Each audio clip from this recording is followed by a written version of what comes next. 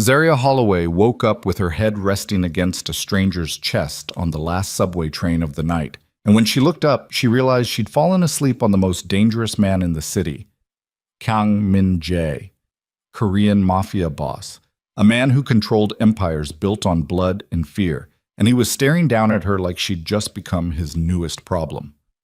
Within hours, Zaria found herself trapped inside his fortified mansion, held captive because her estranged father had stolen millions from Min-jae's organization years ago. Now she wasn't just collateral, she was leverage.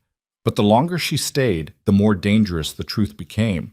The man holding her prisoner was starting to look at her like she mattered more than revenge. If you want to see how far this story can travel, hit that like button and drop a comment telling me what city you're watching from.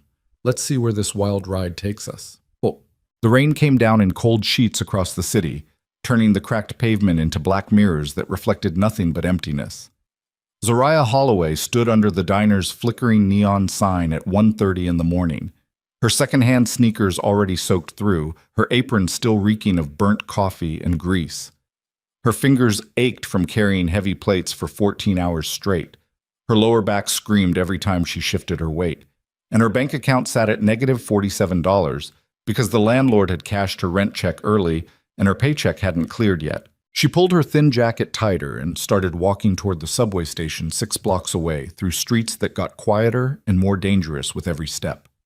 This was her life now, 24 years old and barely surviving in a city that chewed people up and forgot their names before their bodies even hit the ground. No family except a mother working night shifts at a hospital across town. No friends because working doubles didn't leave time for friendships. No safety net. No backup plan. Just the crushing weight of existence pushing down on her shoulders every single day. The subway platform was nearly empty when she arrived. A homeless man slept curled against a concrete pillar. 2 teenagers whispered and laughed in the corner, their voices echoing off dirty tile walls. Zaria leaned against a support beam and closed her eyes, waiting for the train that would carry her home to a studio apartment with peeling wallpaper and a landlord who'd already threatened eviction twice this year. She was so tired she could barely think straight. The train finally screeched into the station, brakes shrieking like something dying in the dark. The doors hissed open. Zaria stumbled inside and collapsed into the first empty seat she found near the back of the car, and that's when exhaustion completely took over. Her eyes drifted shut. Her head tilted sideways, and before she could stop herself, she fell asleep against the shoulder of the man sitting beside her. She didn't know how long she'd been out when awareness slowly crept back in. The first thing she noticed was warmth, expensive fabric beneath her cheek, the faint scent of cologne that probably cost more than her monthly rent.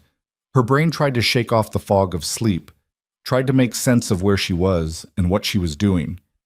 Then panic hit her like ice water. Zaria's eyes snapped open and she jerked upright so fast her vision blurred. "Oh my God, I'm so sorry, I didn't mean to." Her voice died in her throat. Because the man she'd been sleeping against wasn't just some random commuter. He sat perfectly still in a black suit that looked like it had been tailored by someone who understood power and money in ways Zaria never would. His posture was controlled, predatory, like he'd spent his entire life learning how to take up space without asking permission. Dark hair swept back from a face that was sharp and handsome in a way that felt dangerous. High cheekbones, strong jaw. Eyes so dark they looked black under the flickering subway lights. And he was staring directly at her, not with anger, not with annoyance, with something far more unsettling. Curiosity. I'm really sorry, Zaria stammered again, her heart hammering against her ribs. I worked a double shift and I guess That's when she noticed the other men, 4 of them, standing in perfectly spaced positions around the subway car like silent sentinels. All dressed in dark suits, all watching her with the kind of cold attention that made her skin crawl. None of them blinked, none of them moved. They just stood there like statues guarding something precious or dangerous. The train rattled through another tunnel, and Zaria realized with growing horror that the car was completely empty except for her, the man in the expensive suit, and his 4 terrifying companions. "What's your name?" The man's voice was deep and calm, with an accent that wrapped around the English words like silk over steel. Korean, maybe. Zaria wasn't sure. She was too busy trying not to hyperventilate. "I should go," she said quickly, standing up on shaking legs. "This is my stop, anyway." It wasn't. She lived 3 more stations down the line, but survival instinct screamed at her to get off this train immediately. "Sit down!" It wasn't a request. Zoraya's knees buckled and she dropped back into the seat before her brain could catch up with her body. The man's dark eyes never left her face. "Your name," he repeated. "Zoraya." The word came out barely above a whisper. Zoraya Holloway. Something flickered across the man's expression. Recognition, maybe. Or calculation. He tilted his head slightly, studying her the way someone might study an interesting puzzle. "Do you know who I am, Zoraya Holloway?" She shook her head. Her mouth had gone completely dry. "My name is Kang Min Jae." The name meant nothing to her, but the way he said it, with the quiet confidence of someone who expected the entire world to know exactly who he was, made her stomach twist with fear. "I don't want any trouble," Zoraya said, hating how small her voice sounded. "I was just trying to get home." "I know." The train slowed as it approached the next station. The doors hissed open. Nobody got on. Nobody got off. One of the bodyguards made a subtle gesture, and the doors closed again. They kept moving. Zoraya's pulse spiked. "What do you want from me?" Min-jae leaned back in his seat, his movements smooth and unhurried. "Tell me about your father." The question hit her like a punch to the chest. "What?" "Your father, Marcus Holloway. Where is he?" Ice flooded Zoraya's veins. She hadn't heard that name spoken out loud in almost 5 years, not since the night her father disappeared without explanation, leaving behind nothing but unpaid bills and a mother who cried herself to sleep for 6 months straight. "I don't know," Zoraya said honestly. "He left when I was 19. I haven't heard from him since." Min-jae's expression didn't change. "You're lying." "I'm not." Desperation crept into her voice now. "I swear I don't know where he is. He just vanished one day and never came back, please. I don't know what this is about, but I don't have anything to do with whatever your father stole from me." The words hung in the air like a death sentence. $17 million, Min-jae continued, his voice still perfectly calm, moved through 6 different offshore accounts before disappearing completely, along with Marcus Holloway. Zaria felt like the floor had dropped out from underneath her. $17 million. The number was so big it didn't even feel real. Her father had been a mid-level accountant at some consulting firm. Boring. Predictable. The kind of man who complained about traffic and fell asleep watching baseball games. Not the kind of man who stole $17 million from someone like Kang Min Jae. "I didn't know," she whispered. "I swear I didn't know." "I believe you." That should have been comforting. It wasn't, because Min Jae's next words destroyed whatever fragile hope she'd been clinging to. "But that doesn't change the fact that you're coming with me." The train suddenly lurched to a stop.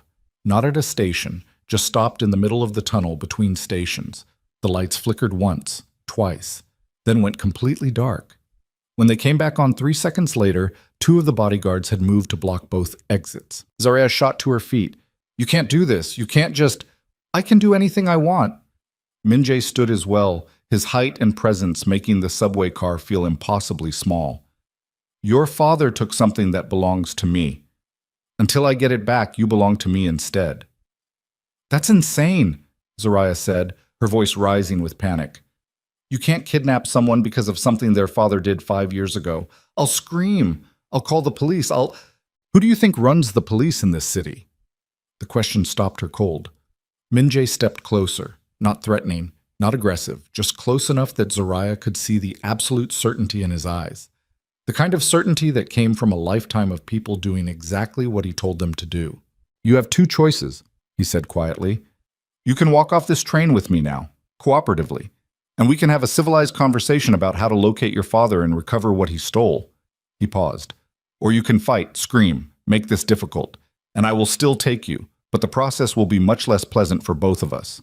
Zara's hands were shaking so hard she had to ball them into fists to make them stop.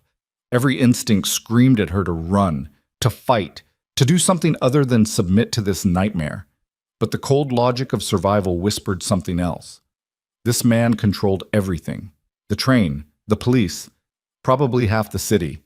Fighting would accomplish nothing except getting her hurt, or worse.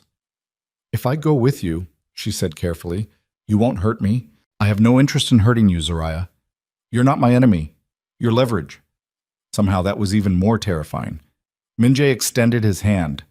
An invitation, or a command. Zoraya wasn't sure which.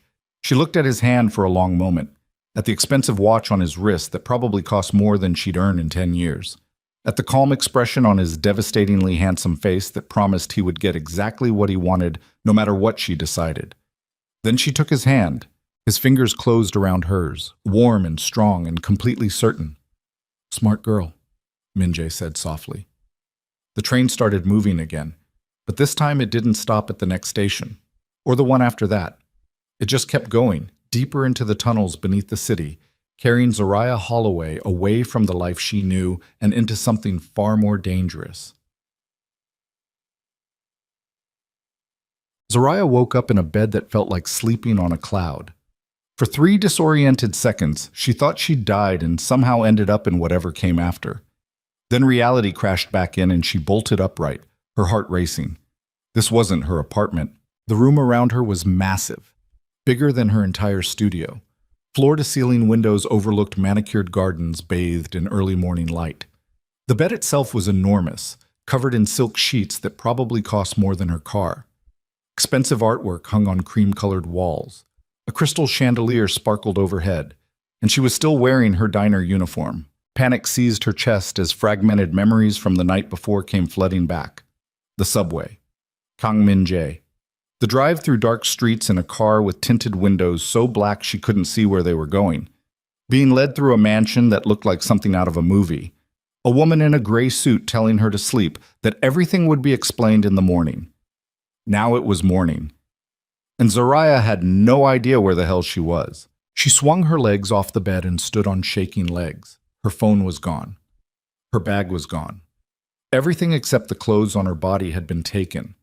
The door opened before she could decide whether to scream or cry. The same woman from last night stepped inside. Mid-40s, Asian, dressed in an immaculate gray pantsuit that screamed professional efficiency. Her expression was neutral, but not unkind. "You're awake," the woman said. "Good. Mr. Kang would like to see you for breakfast." "I want to go home," Zoraya said, her voice hoarse. "That's not possible.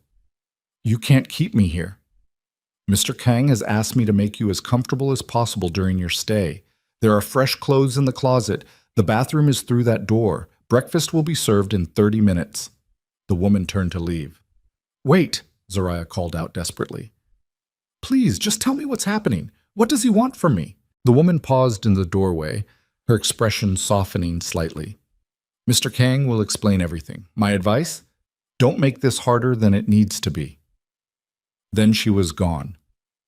Zoraya stood alone in the beautiful prison of a bedroom and tried very hard not to fall apart. Ugh. The breakfast room was smaller than she expected, but no less luxurious. Tall windows overlooked a greenhouse filled with exotic plants. A table set for 2 waited in the center of the room, covered with more food than Zoraya had seen in months. Fresh fruit, pastries. Eggs cooked 3 different ways, coffee that smelled like heaven. And sitting at the head of the table, reading something on a tablet, was Gangminjae. He looked different in daylight, still dangerous, still handsome in that sharp, controlled way. But the harsh subway lighting had hidden details that morning sun revealed.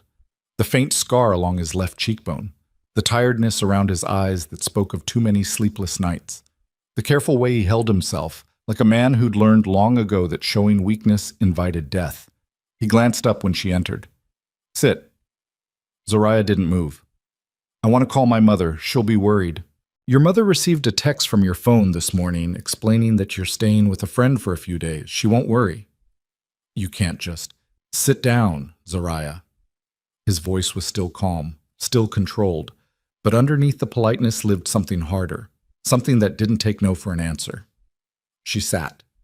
Minjae set his tablet aside and poured coffee into her cup with the practiced ease of someone used to hospitality rituals. "Eat." "I'm not hungry. You worked 14 hours yesterday and slept through dinner. Eat." The command settled over her like a weighted blanket. Zoraya picked up a piece of toast just to have something to do with her hands. Min-jae watched her for a moment, then spoke. I'm going to explain your situation, and then you're going to make a choice about how you want this arrangement to proceed. Arrangement? Bitterness crept into her voice. Is that what we're calling kidnapping now? 5 years ago, your father was contracted to handle financial consulting for several of my business operations. Legitimate operations on the surface. He had access to accounts, routing numbers, offshore holdings, and over the course of 18 months, he systematically diverted $17 million into accounts I couldn't trace. Min-jae's voice never changed, never rose. He could have been discussing the weather. When I discovered the theft, your father disappeared. Completely. No digital footprint, no credit card transactions, no contact with known associates. He became a ghost. He took a sip of coffee. I've spent 5 years looking for Marcus Holloway, and 3 weeks ago, one of my people found a connection I'd missed. A safety deposit box registered under your mother's maiden name. We accessed it yesterday. Zoraya's chest tightened. What was in it? A letter, addressed to you, dated 6 months ago. Min-jae reached into his jacket and pulled out a folded piece of paper. He slid it across the table. Zoraya stared at it like it might explode. You read my mail? I read everything that might lead me to $17 million. Her hands shook as she unfolded the letter. The handwriting was unmistakably her father's, messy and slanted, just like she remembered. Zoraya, if you're reading this, it means something went wrong and I didn't get the chance to explain in person. I know you hate me. You have every right to. I left without saying goodbye, left your mother struggling, left you to pick up pieces I broke. But I need you to understand something.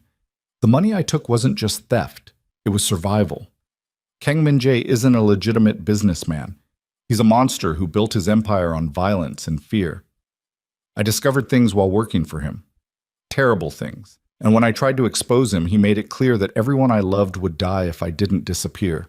So I took his money as insurance, as leverage, as the only thing that might keep him from hunting down you and your mother once I was gone. I've hidden it somewhere he'll never find it, and I've stayed away to keep you safe. I'm sorry, baby girl. I'm so sorry.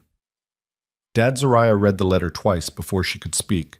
When she finally looked up, Min-jae was watching her with that same unreadable expression. Is it true? She asked quietly. The things he said about you? Does it matter? Yes. Min-jae leaned back in his chair, his dark eyes never leaving her face. Your father worked for me willingly. I paid him well.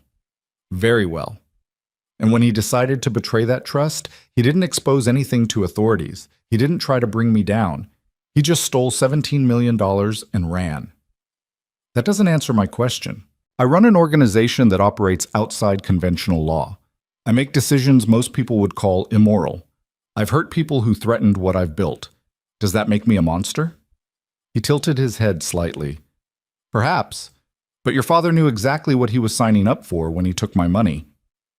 The honesty was somehow more terrifying than a lie would have been. What do you want from me? Zoraya whispered. I want my money back. And I want your father to answer for his betrayal. I don't know where he is. I know, but he knows where you are. And eventually, his guilt will bring him out of hiding. Understanding crashed over her like a wave. You're using me as bait. Yes. What if he doesn't come? Then you stay here until I find another way to locate him. For how long? As long as it takes. Zarya's hands clenched into fists on the table. You can't just lock me up indefinitely because of something my father did. I can do whatever I want, Zoraya. The sooner you accept that, the easier this will be for both of us. She wanted to scream, wanted to throw the coffee in his face and run for the nearest exit. But the cold reality of her situation pressed down on her like a physical weight. She had no phone, no money, no idea where she even was, and the man sitting across from her controlled everything. What about my job? She asked, hating how defeated she sounded. My rent? My life? Your rent has been paid through the end of the year. Your manager at the diner believes you're taking emergency family leave. All of your immediate financial obligations have been handled. You can't just, I already did. The casual way he dismantled her entire existence made her want to cry, or scream, or both. Min-jae stood and walked to the window, his back to her. I'm not going to lock you in your room. You're free to move around the estate, use the gym, the library, the gardens. But you will not leave the property, and you will not attempt to contact anyone outside these walls. He turned to face her again. If you follow those rules, you'll be treated well, comfortably. If you break them, the consequences will be immediate and severe. Do you understand? Zarya's throat was so tight she could barely breathe, but she nodded. Good. Min-jae walked toward the door, then paused. The woman you met this morning is Seo-yoon. She manages the household. If you need anything, ask her. What if I need to go home? Then you'll be disappointed. He left her sitting alone at the breakfast table, surrounded by luxury she'd never asked for and freedom she no longer had. The first week was the hardest. Zarya spent most of her time locked in the bedroom, refusing meals, refusing to speak to anyone who wasn't Min-jae himself. And Min-jae barely showed up. He'd appear once a day, usually in the evening, and ask the same question. Have you remembered anything about your father? Any detail that might help locate him? And every day Zarya gave the same answer. No. Then he'd leave, and she'd be alone again. But isolation became its own kind of torture. The silence pressed against her skull until she thought she'd lose her mind. So eventually she started exploring. The estate was massive, 10 bedrooms, a gym that looked like something from a luxury hotel, a library filled with books in Korean, English, and languages Zarya didn't recognize. Gardens that stretched for acres behind fortress walls topped with kameras and security lights. And everywhere she went, silent staff members watched her with careful eyes. Seo-yoon appeared often, offering fresh towels, suggesting meals, asking if Zarya needed anything. Always professional, always kind. But beneath the courtesy lived the unspoken truth. Seo-yoon worked for Min-jae, not for Zarya. 2 weeks into captivity, Zarya finally broke. She found Min-jae in his office, a massive room filled with dark wood furniture and floor-to-ceiling windows overlooking the city skyline in the distance. He was working at his desk, reading through documents with the same focused intensity he brought to everything. I need to see my mother, Zarya said from the doorway. Min-jae didn't look up. No. Please, just once, just to prove I'm okay. She believes you're staying with a friend. There's no reason to complicate that narrative. Zarya stepped into the room, frustration finally overwhelming fear. You can't keep me here forever. I can keep you here as long as necessary. What if my father never contacts me? What if he's dead? What if... Then you'll remain here until I find another method of recovering what he stole. That's insane. Min-jae finally looked up, his dark eyes meeting hers with unsettling calm. You keep using that word. Insane. As if there's some universal morality that governs situations like this. There isn't. There's only power and consequences. Your father took something from me.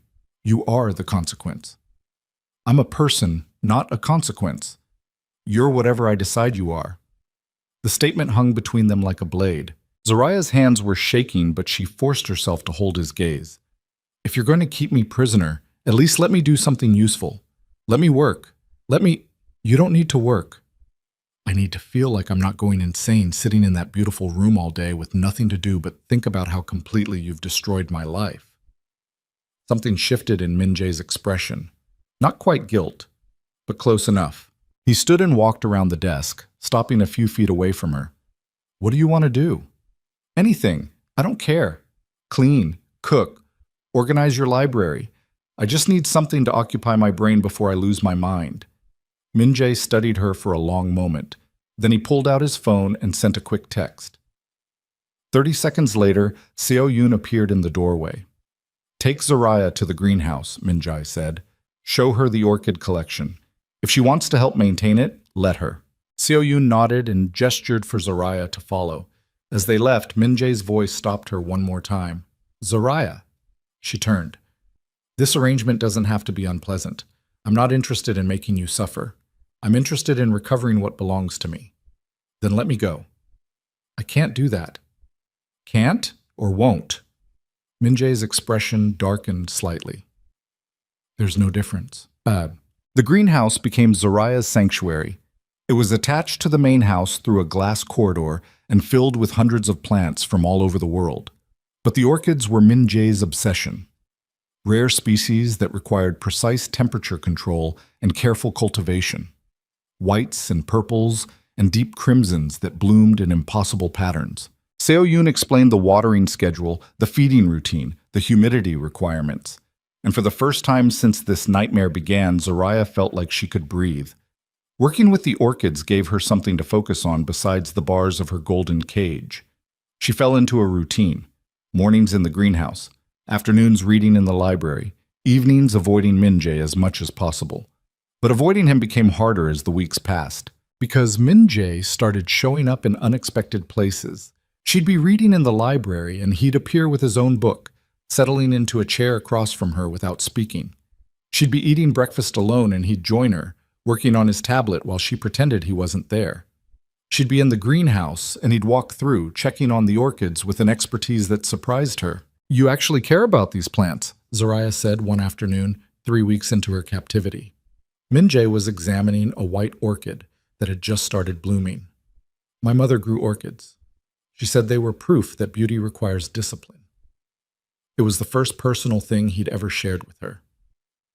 "Where is she now?" Zaraya asked carefully. "Dead. 12 years. I'm sorry." "Don't be. She died in her sleep, peacefully. More than most people in my world get."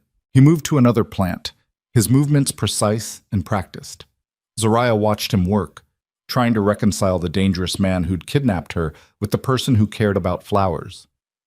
"Can I ask you something?" she said. "You can ask. I may not answer." "Do you ever feel guilty?" Min-jae's hands paused briefly, then continued their work. "About what?" "About this. About taking someone's freedom because their father made a mistake 5 years ago." He was quiet for so long she thought he wouldn't respond. Then he straightened and looked at her directly. "Guilt is a luxury I can't afford. The moment I start questioning decisions based on emotion instead of strategy, I become weak, and weakness in my world is fatal." "That's not an answer." "It's the only answer I have." They stood there surrounded by orchids and sunlight streaming through glass walls, and Zaraya realized something terrifying. She was starting to understand him, not agree with him, not forgive him, but understand the cold logic that governed his life. "What happens when this is over?" she asked quietly. "When you find my father and get your money back? What happens to me?" Min-jae's dark eyes held hers. "I don't know yet." "That's not comforting." "I'm not trying to comfort you." "Then what are you trying to do?" "Keep you alive until this situation resolves itself." He turned and walked toward the greenhouse door, leaving her alone with the orchids and questions that had no good answers.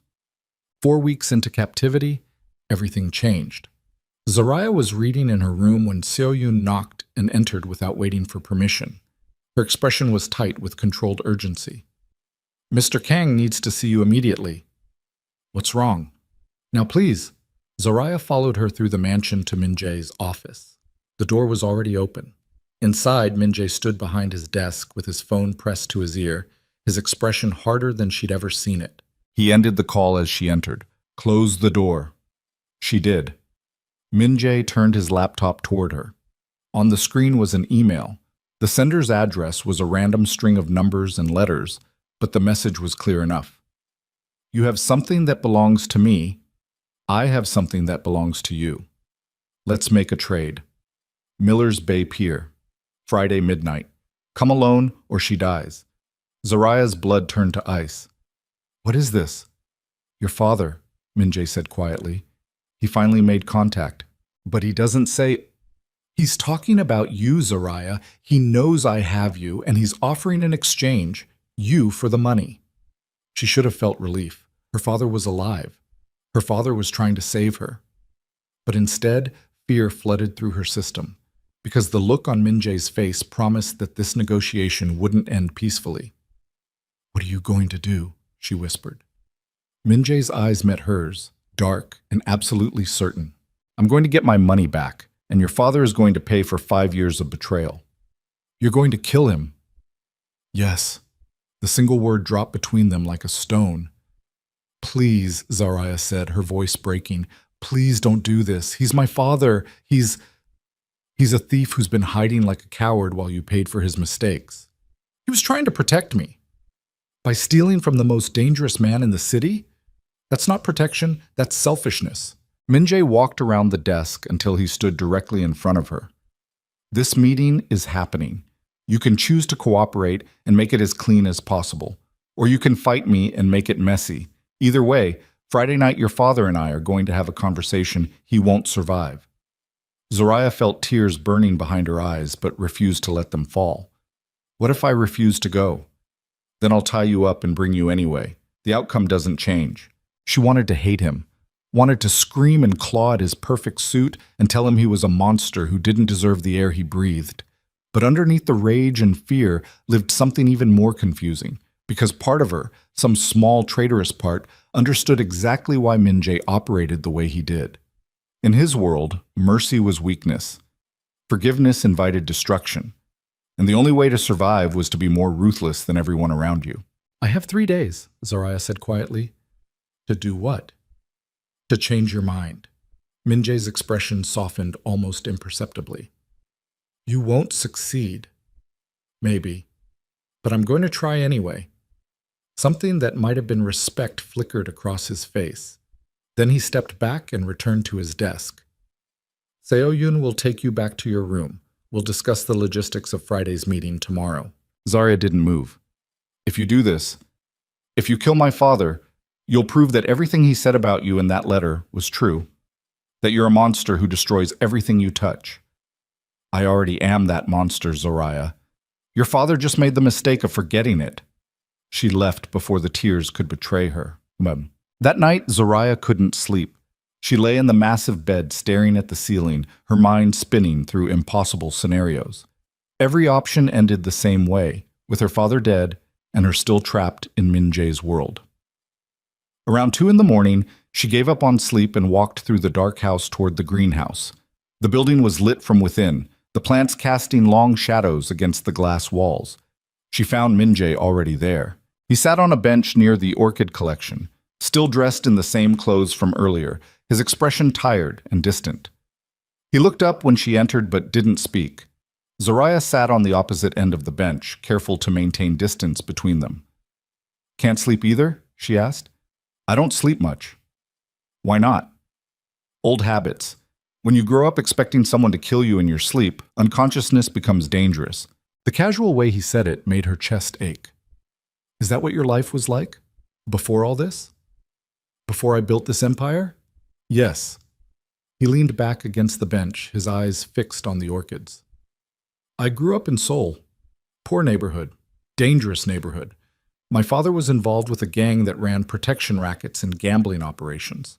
When I was 13, a rival organization killed him, cut his throat, and left him bleeding out in an alley. Zoraya's breath caught. I'm sorry. Don't be. He wasn't a good man. But he was my father, and watching him die taught me an important lesson. What lesson?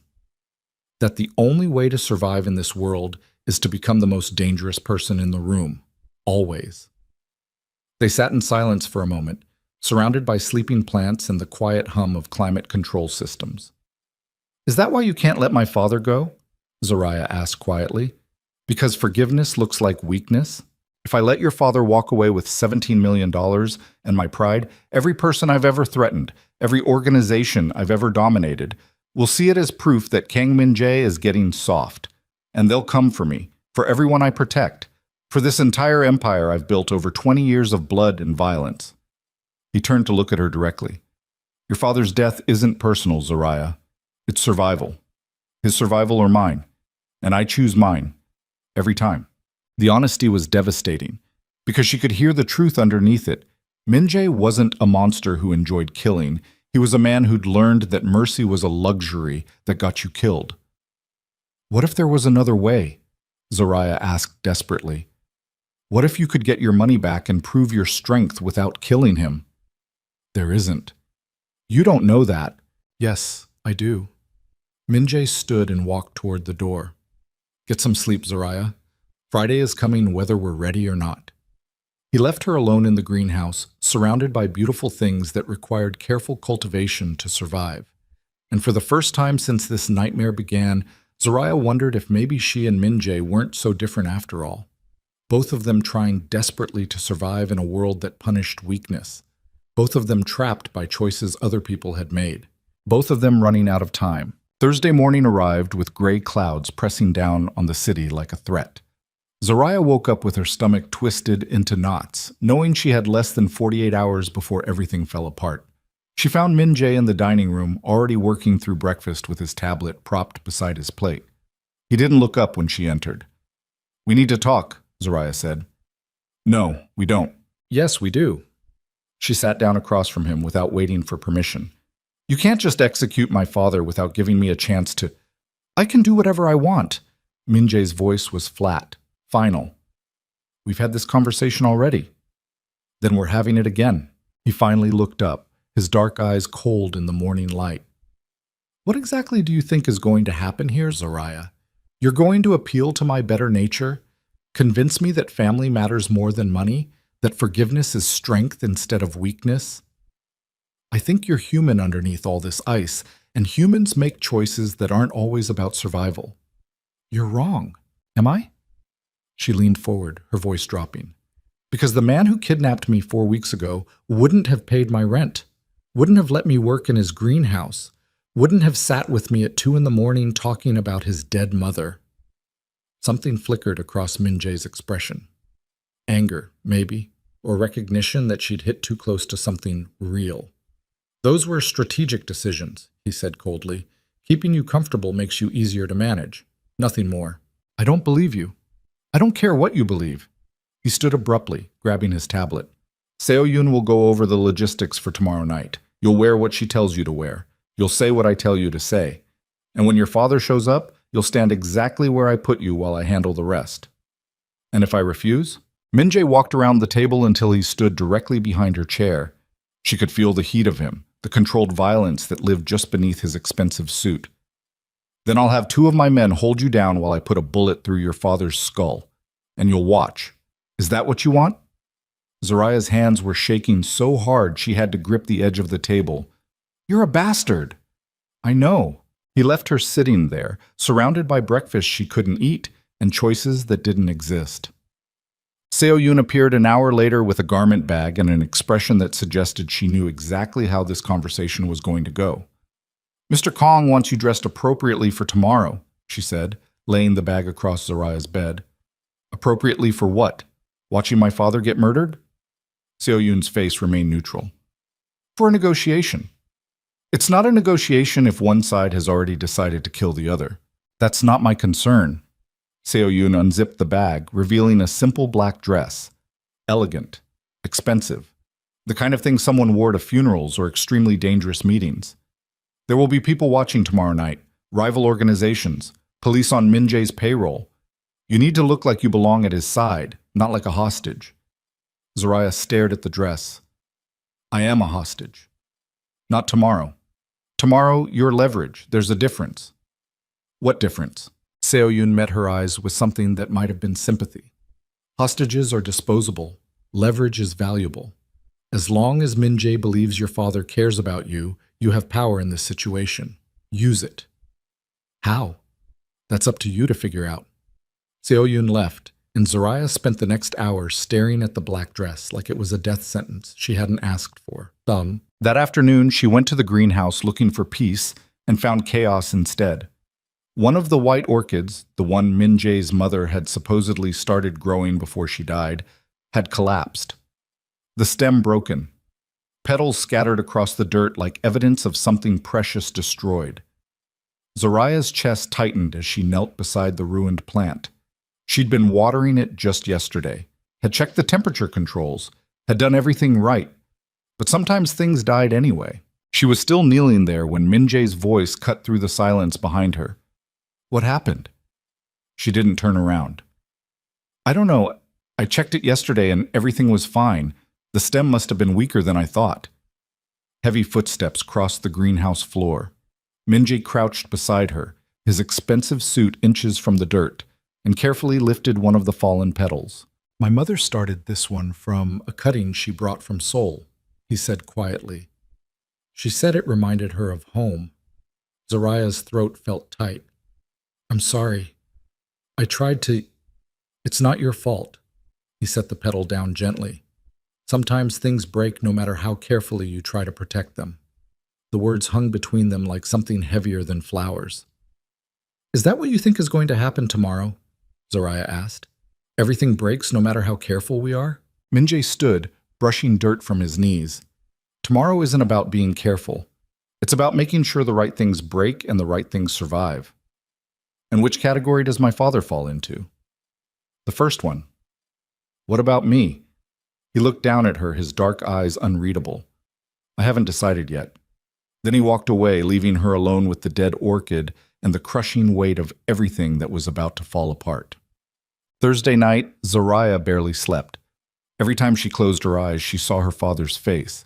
The way he used to read to her before bed when she was little. The way he'd taught her to ride a bike in the park. The way he'd disappeared without explanation and left her to wonder if she'd somehow been the reason he left. Around midnight, she gave up on sleep completely and started pacing her room. There had to be a way out of this. Some angle she hadn't considered, some leverage she could use to make Minjae change his mind. But every scenario ended the same way, with her father dead and Minjae's cold logic intact. A soft knock interrupted her spiraling thoughts. Zoraya opened the door to find Seo-yoon standing in the hallway, still fully dressed despite the late hour. Can't sleep? The older woman asked. Would you be able to sleep if someone was going to execute your father tomorrow? No, but I also wouldn't waste my last night trying to change the unchangeable. Zoraya leaned against the doorframe, exhaustion making her bones ache.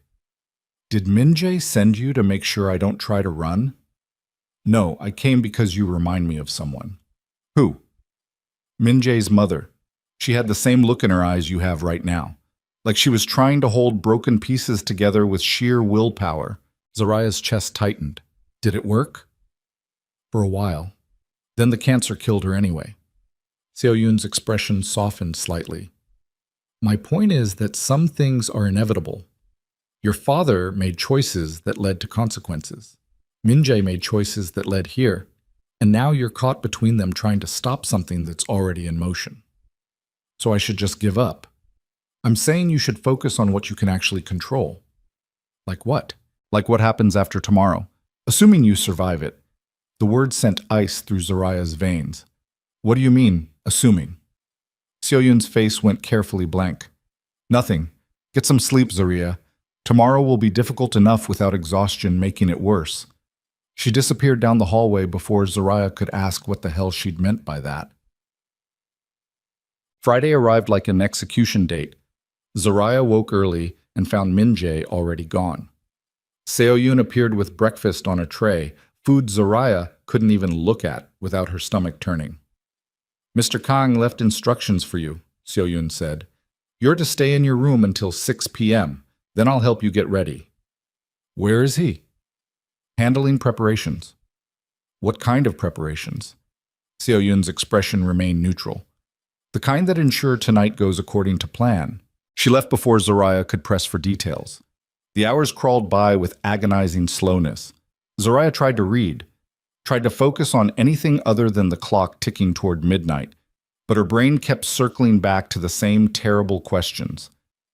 What if her father didn't show up? What if he did show up and Minjae killed him immediately? What if the money was gone and her father died for nothing? At 6 p.m. exactly, Seo-yoon returned with the black dress and a makeup kit that looked like it cost more than Zoraya used to make in a month. Time to get ready, she said.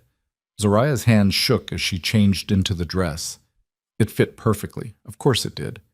Minjae controlled everything down to the smallest detail. Seo-yoon worked quickly, applying makeup that made Zoraya look older, sharper, more dangerous than she felt. When she finally looked in the mirror, she barely recognized herself. The exhausted waitress who'd fallen asleep on a subway train 5 weeks ago had disappeared. In her place stood someone who looked like they belonged in Minjae's world. Someone who could survive dangerous negotiations and blood-soaked empires. Someone who wasn't her at all. He's waiting downstairs, Seo-yoon said quietly.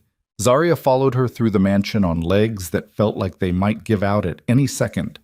They found Minjae in the entrance hall, dressed entirely in black, suit, shirt, tie, like he was attending a funeral that hadn't happened yet.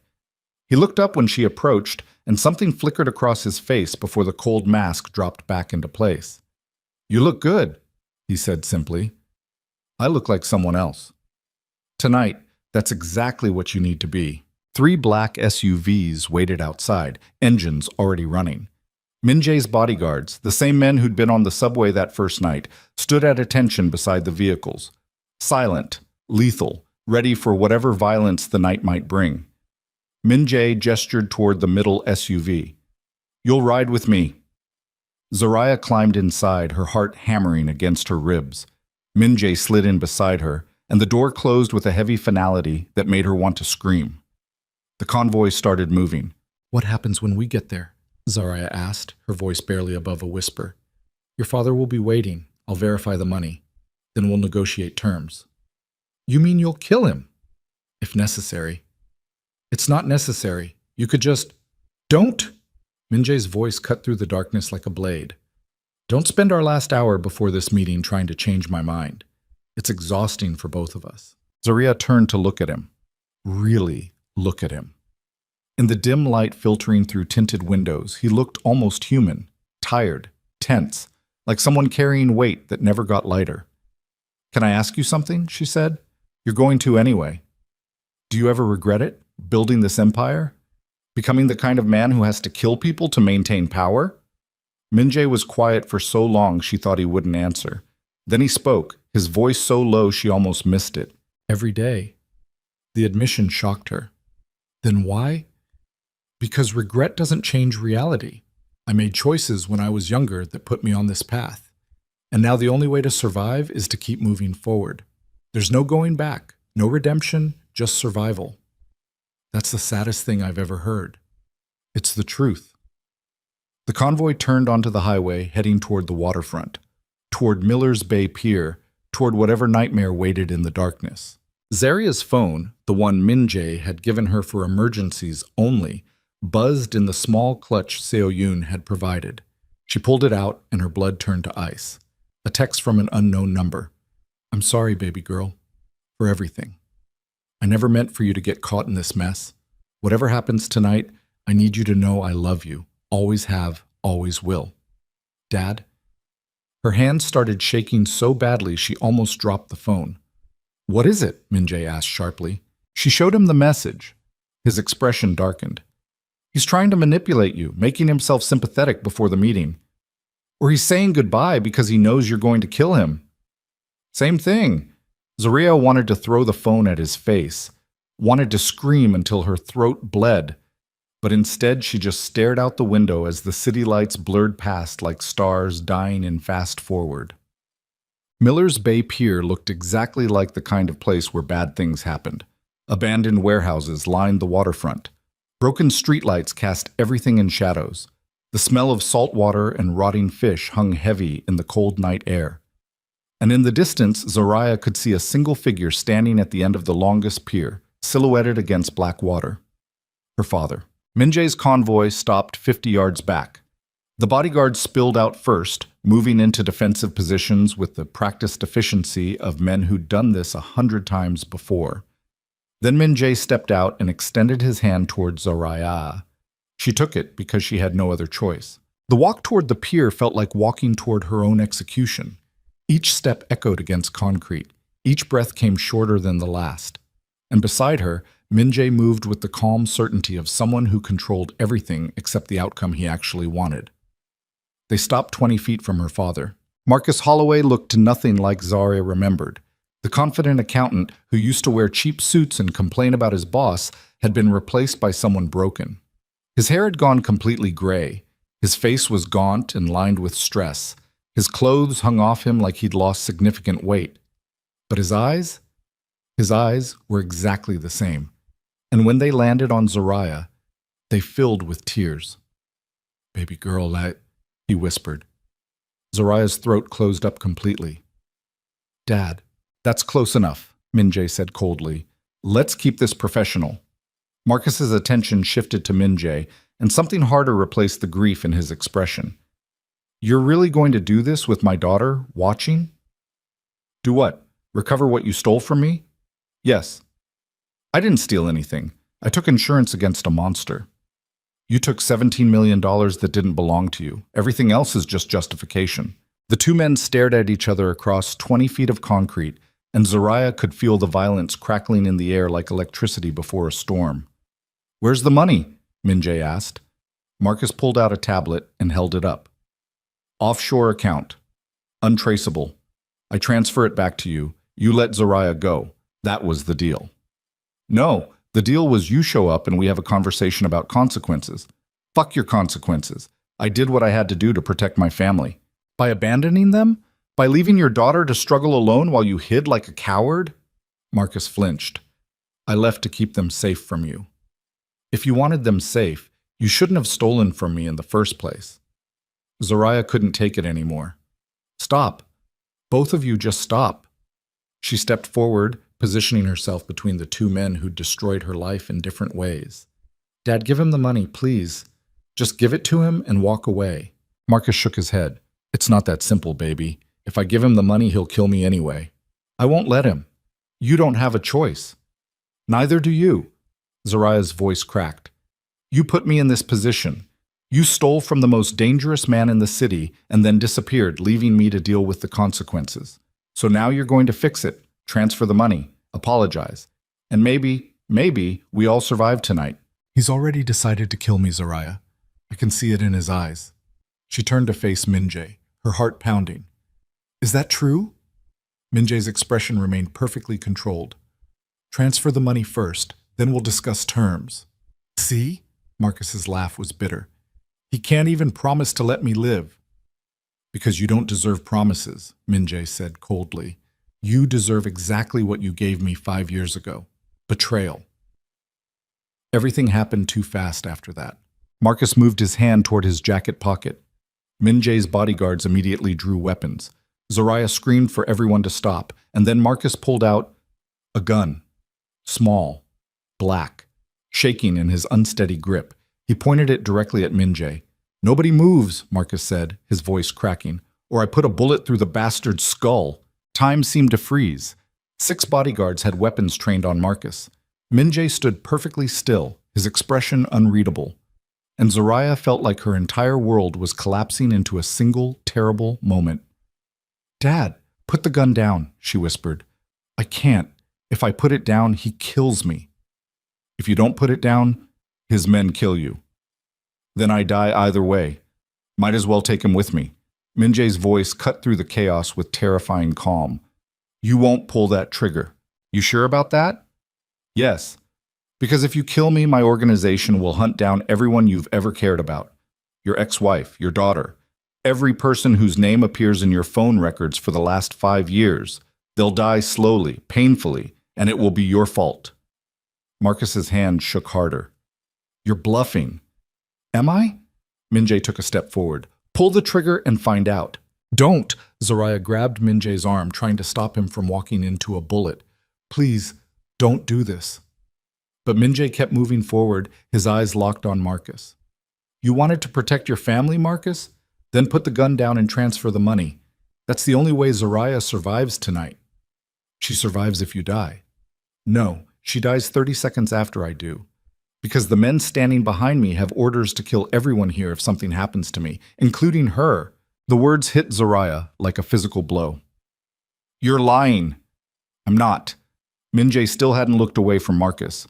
"Those are standard protocols. If I'm killed during a negotiation, everyone present is eliminated to prevent witnesses and retaliation." "That's insane. That's survival." Marcus's gun hand dropped slightly, uncertainty replacing anger. "You'd kill your own leverage?" "She stops being leverage the moment I'm dead. She becomes a liability, and I don't leave liabilities behind to testify." Zariah's vision blurred with tears. This couldn't be happening. This couldn't be real. But the cold certainty in Minjay's voice told her it was exactly as real as it sounded. "So what now?" Marcus asked, his voice breaking. "I transfer the money and you kill me anyway?" "No, you transfer the money and I let you walk away." The offer shocked everyone, including Minjay's bodyguards, who exchanged confused glances. "Why would you do that?" Marcus whispered. Minjay's expression didn't change, but when he spoke, Zariah heard something underneath the cold control, something that sounded almost like exhaustion. "Because I'm tired. Tired of hunting you. Tired of this entire situation. You give me back what you stole, you disappear permanently, and we both move on with our lives. And Zariah goes free. Zariah's breath caught. What? Minjay finally looked at her, and something in his dark eyes made her chest ache.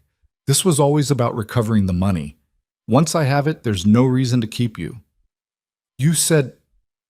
I said a lot of things. I was wrong. The admission hung in the freezing air like something fragile and impossible. Marcus lowered the gun completely, his face crumpling. I don't believe you. I don't care if you believe me. Transfer the money or watch your daughter die. Those are your options. For 10 agonizing seconds, nobody moved. Then Marcus pulled out the tablet again with shaking hands and started entering information. Routing numbers, he muttered. Account verification, security protocols.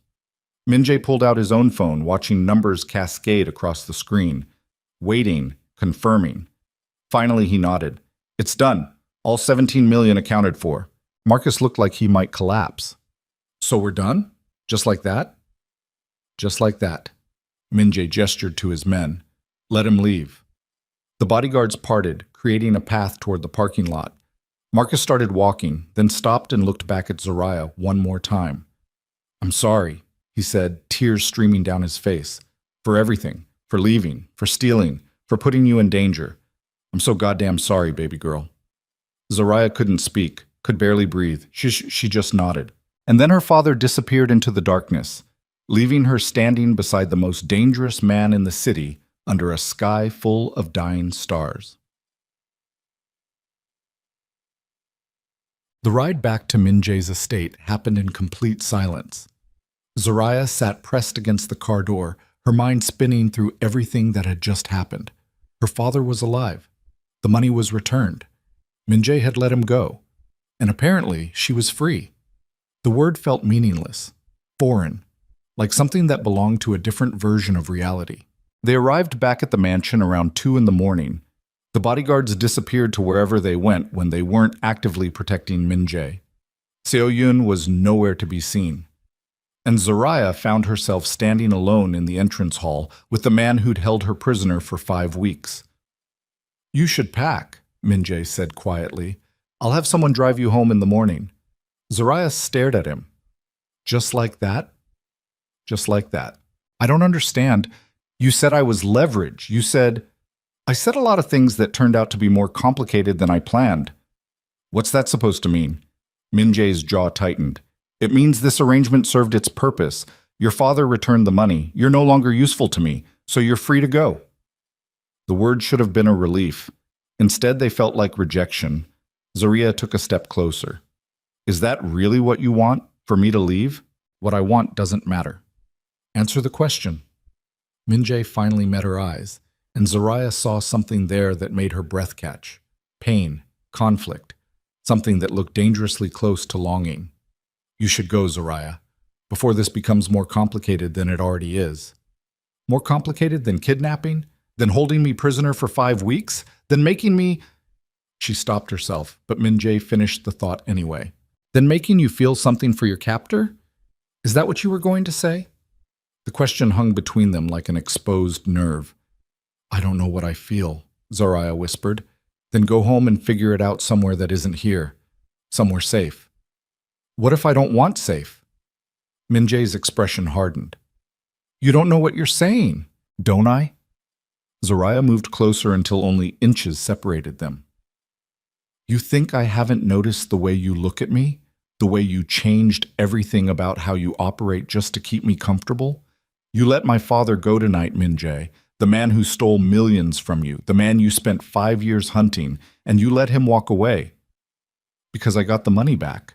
Bullshit. You let him go because killing him would have hurt me, and somewhere along the way that started mattering to you more than revenge. Minjay's hands clenched into fists at his sides. You're wrong. Prove it. Tell me to leave and actually mean it. Look me in the eye and tell me you don't feel anything. For a long moment, Minjay just stood there, his breathing harsh and uneven. Then he spoke, his voice so low Zariah almost missed it. I can't. The admission shattered something between them. Then stop pushing me away, Zariah said, her own voice breaking. Stop pretending this is simple when it's the most complicated thing either of us has ever felt. You don't understand what you're asking for. Then explain it to me. Min Jae's control finally cracked. He grabbed her arms, not hard enough to hurt, but firm enough to make his point. You're asking to stay in a world that will destroy you. A world where people die violently and loyalty is bought with fear. A world where loving someone makes them a target for every enemy I've ever made. I know what world you live in. I've been living in it for 5 weeks. Protected, sheltered. I kept you separate from the worst of it. But if you stay, if you choose this, you'll see things that will give you nightmares for the rest of your life. Maybe, or maybe I'm stronger than you think. Min Jae's grip loosened slightly. Why would you want this? You could go home, go back to your normal life, forget any of this ever happened. Because my normal life was barely surviving. Working myself to death for minimum wage and tips. Coming home to an empty apartment, feeling invisible every single day. She reached up and placed her hand against his chest, feeling his heartbeat racing beneath expensive fabric. You made me feel seen, Min Jae. Even when you were holding me prisoner, even when everything was terrible, you saw me in a way nobody else ever has. That's not enough. It is for me. Min Jae stared down at her like she was a puzzle he couldn't solve. Then he did something Zariah never expected.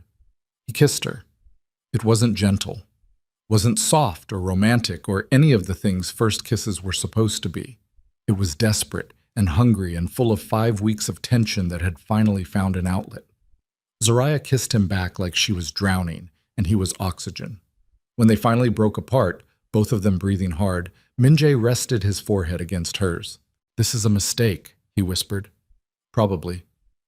You should still leave. I'm not going to. Zariah, I'm staying. Unless you physically throw me out, I'm staying. Min Jae pulled back enough to look at her properly, and in his dark eyes, Zariah saw the exact moment he stopped fighting. You're going to regret this, he said. Maybe, but I'd regret leaving more. He kissed her again, slower this time, like he was memorizing the taste of a decision that would change everything. When he finally pulled away, his voice was rough. If you stay, there are rules. Of course there are. This world has enemies, people who would hurt you to hurt me. You'll need protection, training, you'll need to... I'll do whatever it takes. Min Jae's expression softened almost imperceptibly. You have no idea what you're agreeing to.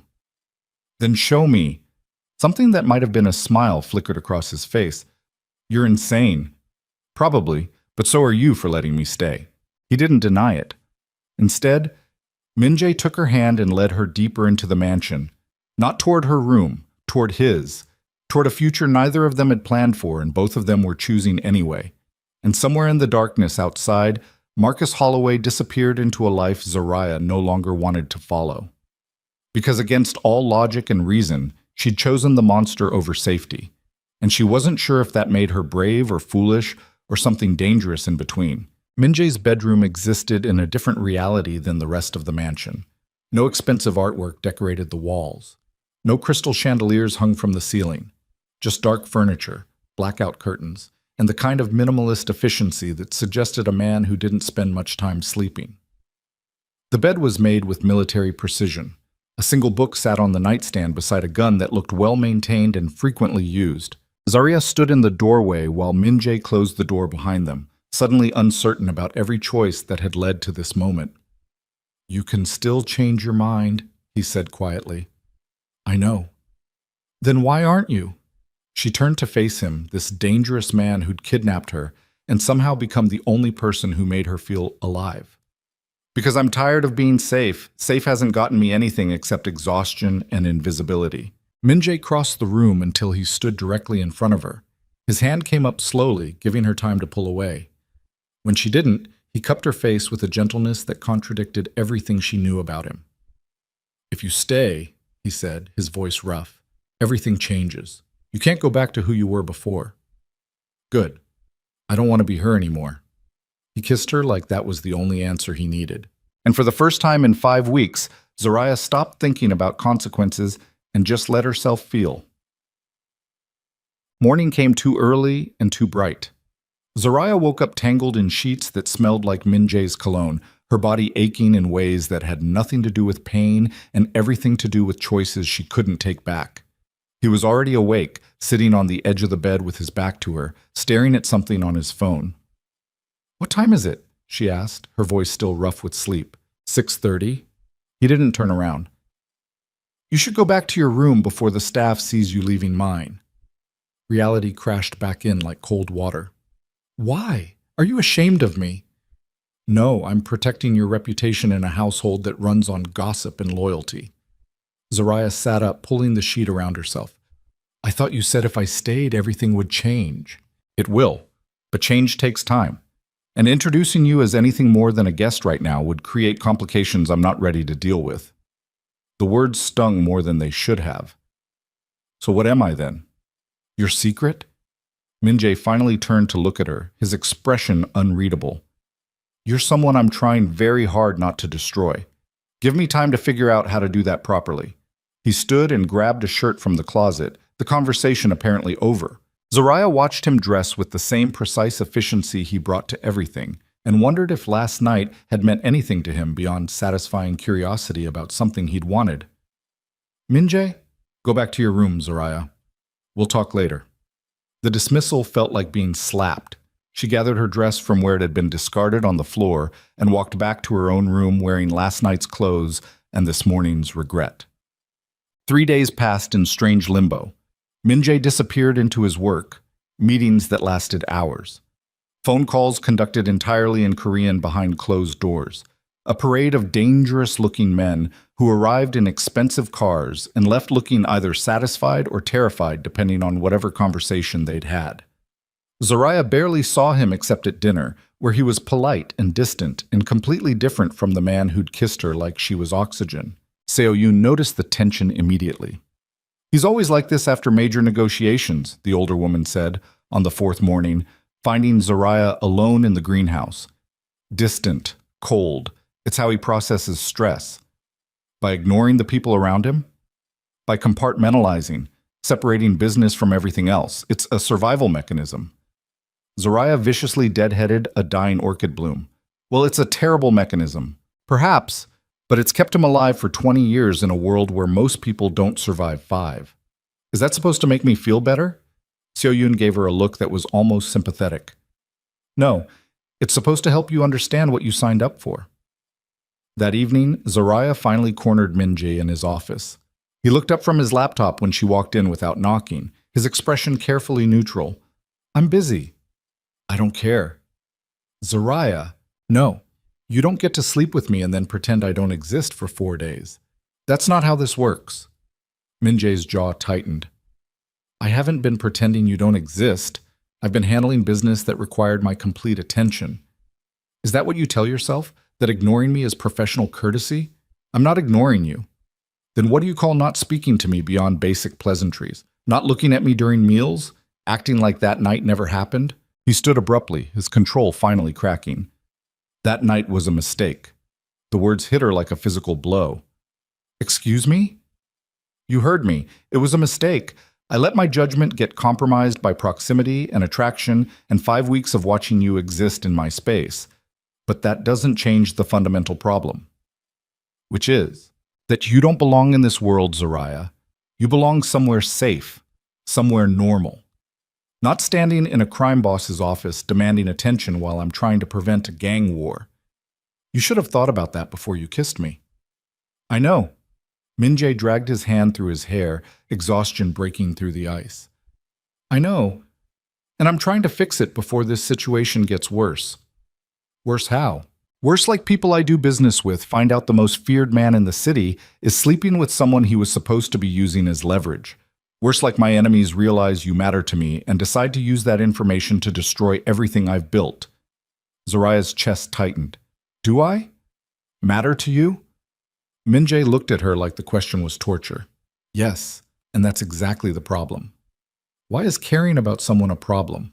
"Because, in my world, caring makes you vulnerable, and vulnerability gets you killed."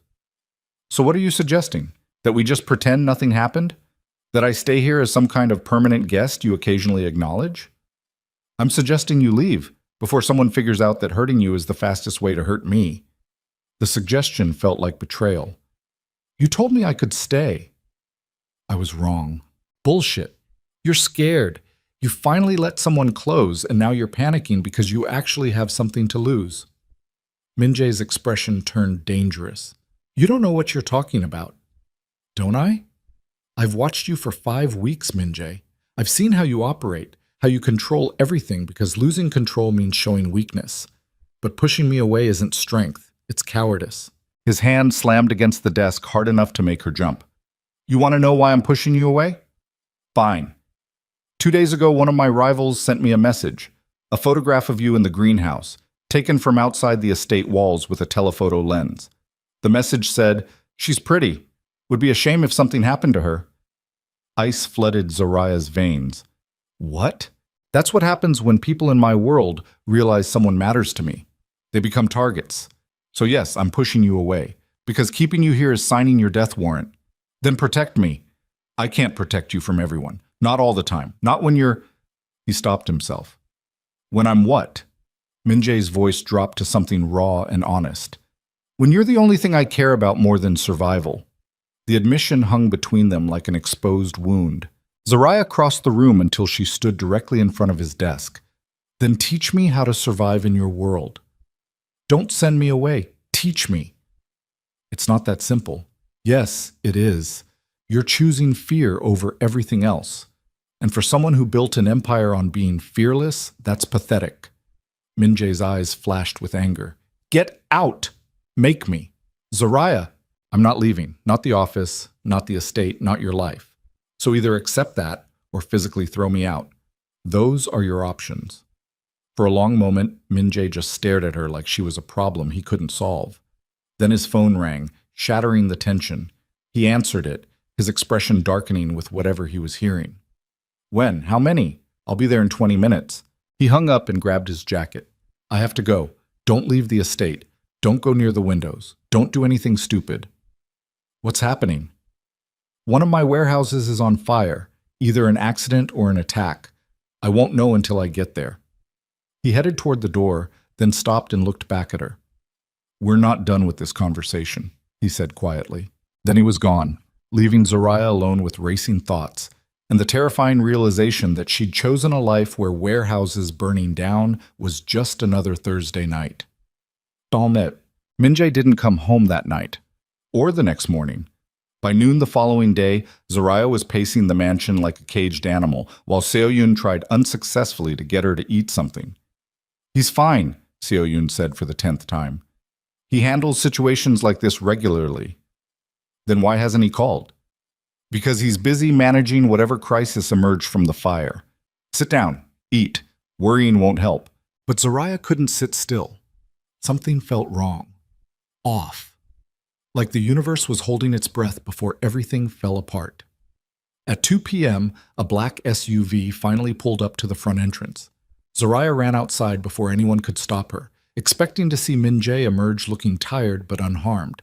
Instead, 2 of his bodyguards climbed out, followed by someone she recognized, her father. Marcus Holloway stood in the circular driveway looking even worse than he had at the pier. Blood crusted the side of his face. His clothes were torn, and his hands were zip-tied in front of him.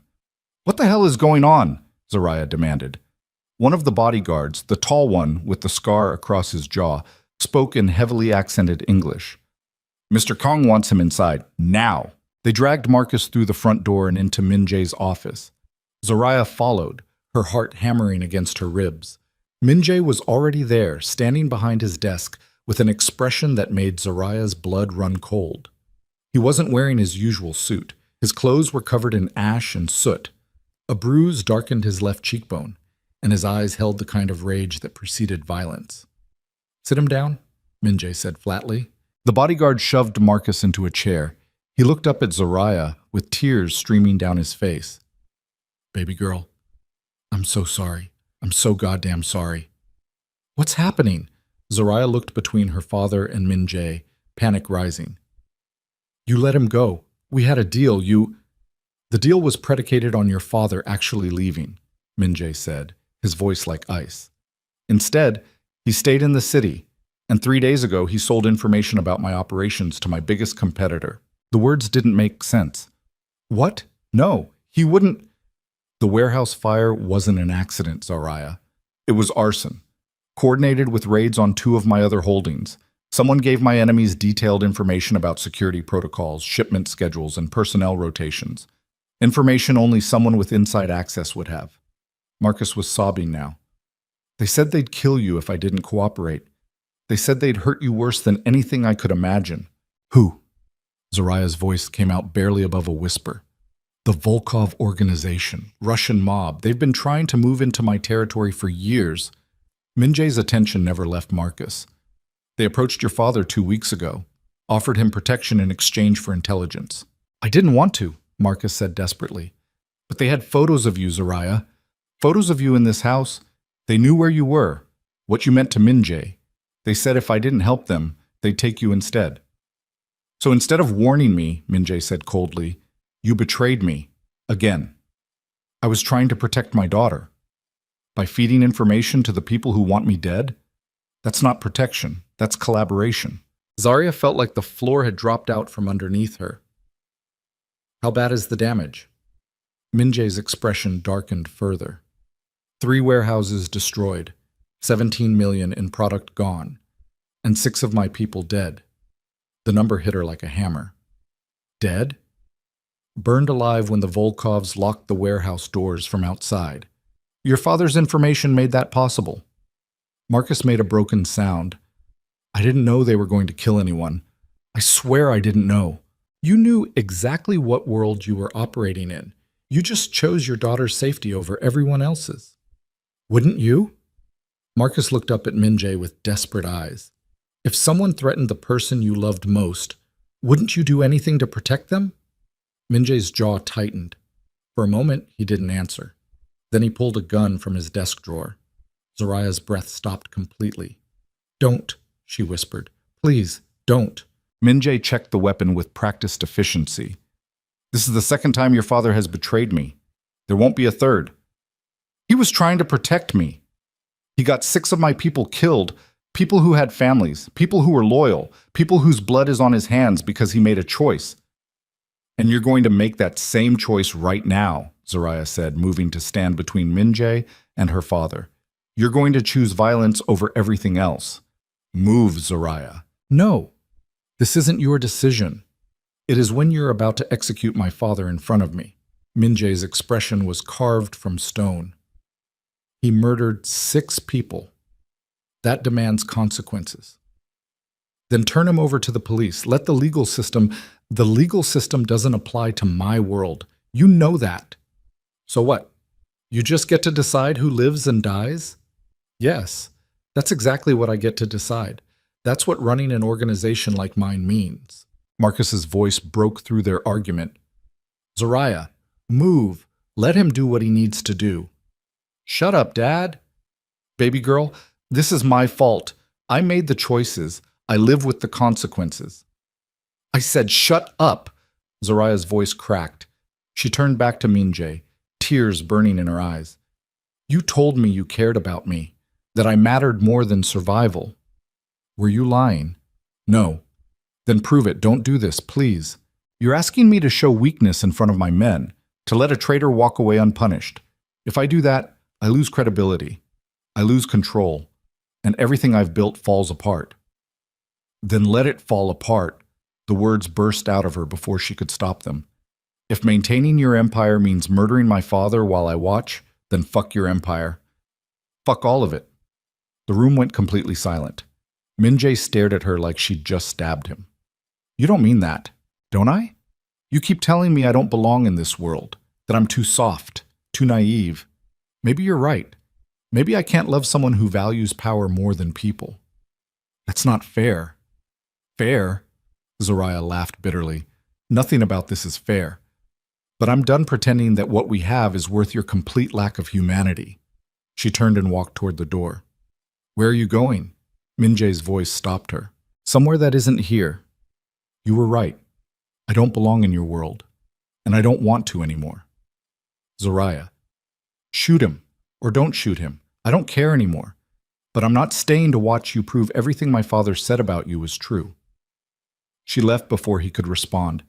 Behind her, she heard her father sob, heard the bodyguard shift uncomfortably, heard Min Jae's harsh breathing as he processed whatever decision he was about to make. And then she heard the gunshot. The sound echoed through the mansion like thunder. Zoraya's legs gave out. She collapsed against the hallway wall, her entire body shaking with sobs she couldn't control. He'd done it.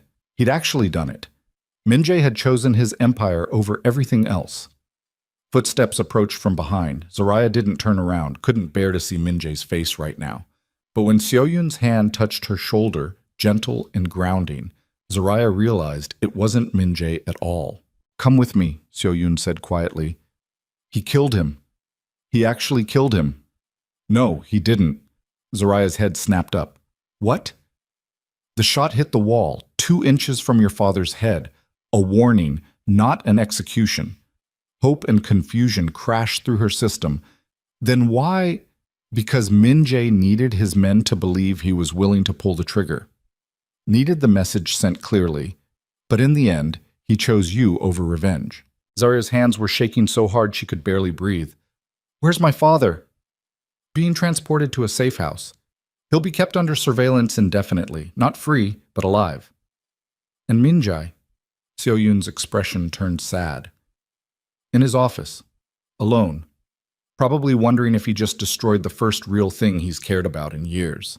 Zoraya pushed herself to her feet, her legs still unsteady. "I need to see him." "Are you sure that's wise?"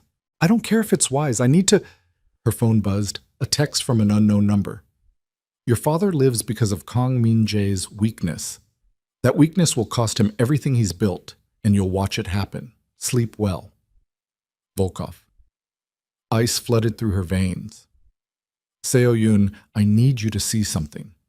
The older woman read the message, her expression darkening. "This needs to go to Min Jae immediately." They burst into his office without knocking. Min Jae was sitting behind his desk, with his head in his hands, the gun still on the desktop. He looked up when they entered, his expression hollow.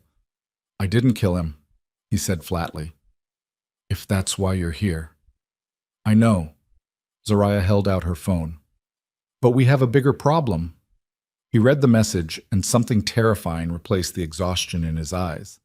"When did you get this?" 30 seconds ago." Min Jae immediately started typing on his laptop, pulling up security feeds and communications logs. "They've been watching the house, been monitoring our phones. They know I let Marcus live." "What does that mean?" "It means the Volkovs now believe I'm compromised, weak, and they're going to use that perception to destroy everything I've built." He looked up at Zoraya, his expression raw. "Starting with you." "What?" "The message isn't subtle.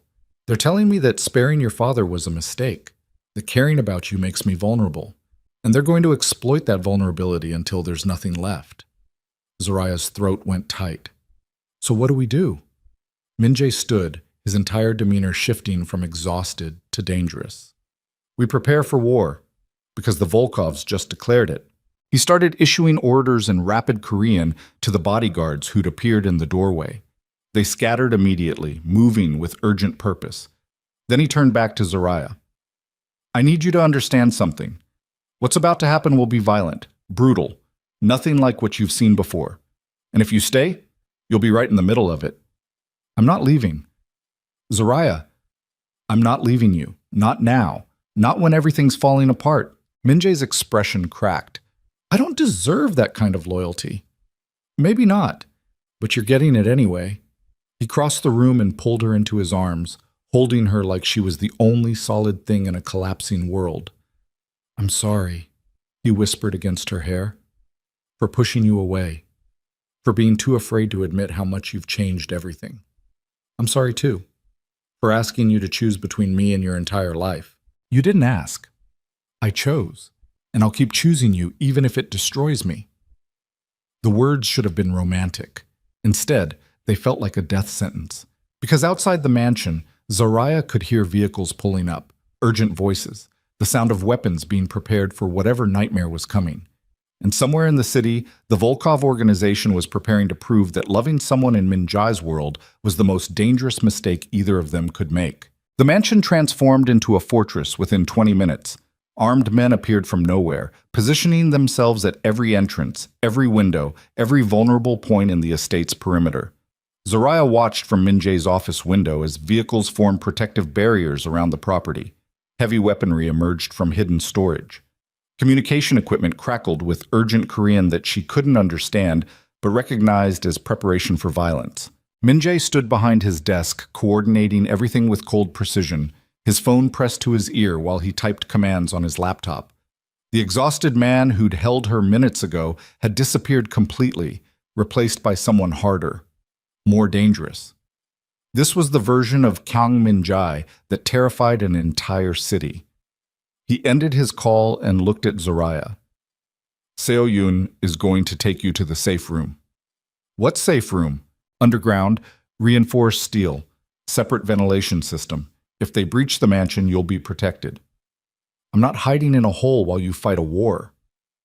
You don't have a choice. Yes, I do, and I'm choosing to stay with you.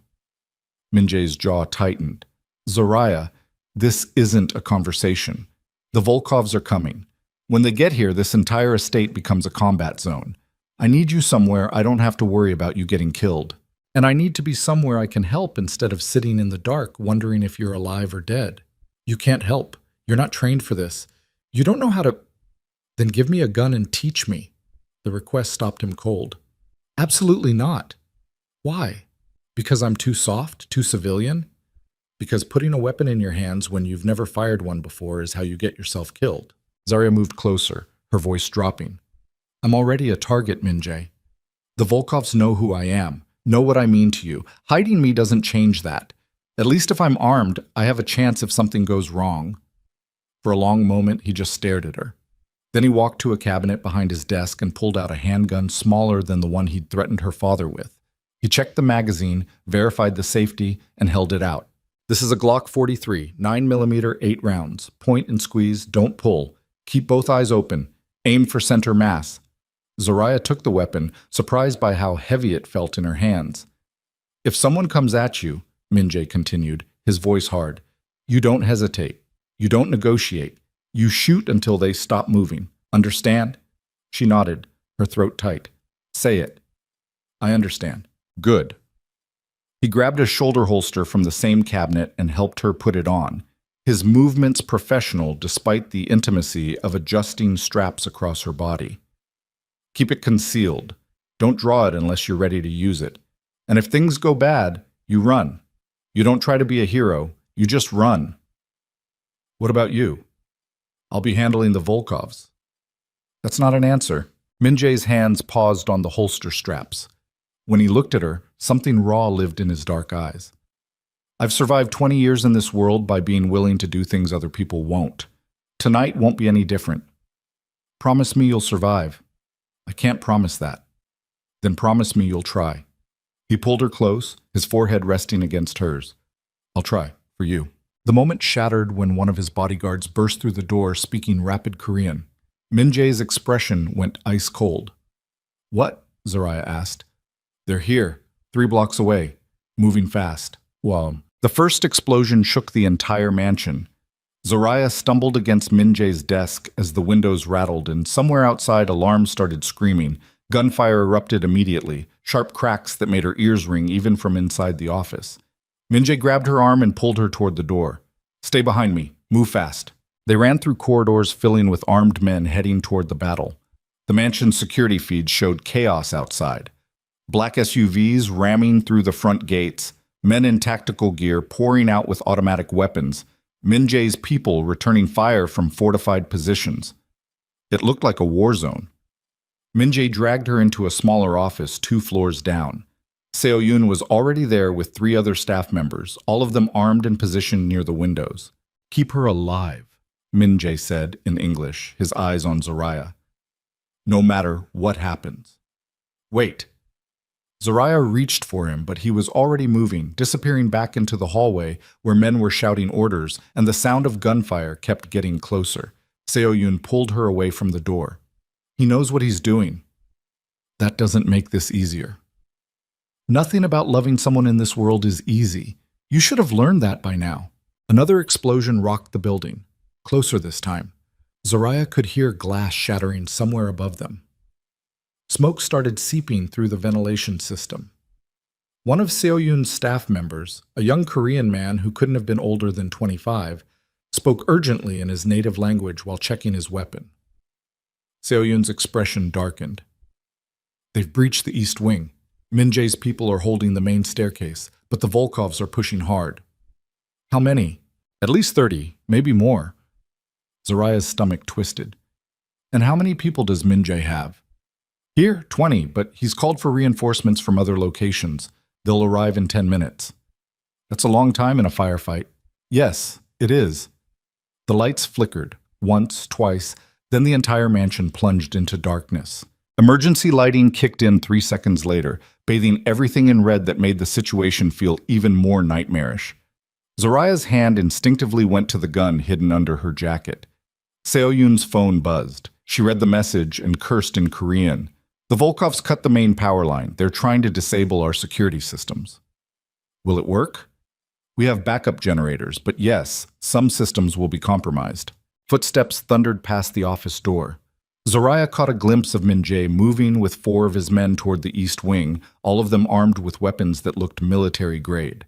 Then the hallway erupted in gunfire so loud Zaraya's ears went numb. Seo-yoon shoved her to the floor behind a heavy desk just as bullets punched through the office door.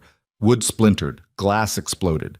The young staff member who'd been standing near the window went down with a scream, blood blooming across his shoulder. "Stay down!" Seo-yoon shouted over the chaos. Zaraya pressed herself against the floor, her heart hammering so hard she thought it might break through her ribs. This was real. People were dying, and somewhere in the mansion, Min-jae was fighting for his life while she hid behind furniture.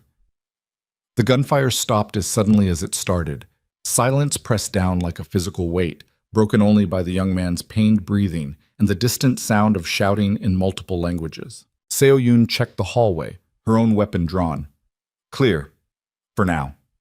She helped the injured man apply pressure to his wound while giving orders to the other 2 staff members.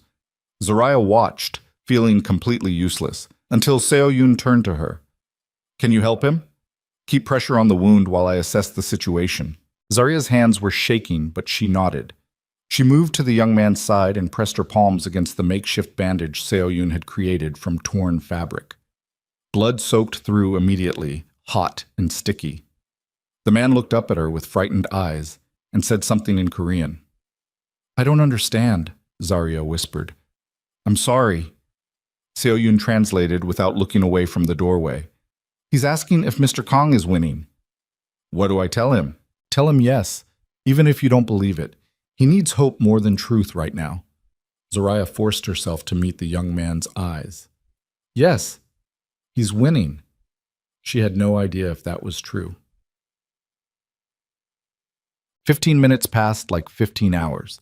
The gunfire continued sporadically throughout the mansion, sometimes close, sometimes distant, sometimes punctuated by explosions that shook the walls and sent dust cascading from the ceiling. Zaraya stayed with the injured man, keeping pressure on his wound while Seo-yoon coordinated with other parts of the security team via encrypted messages on her phone. Then Seo-yoon's expression changed. Min-jae's people have pushed the Volkovs back to the entrance hall.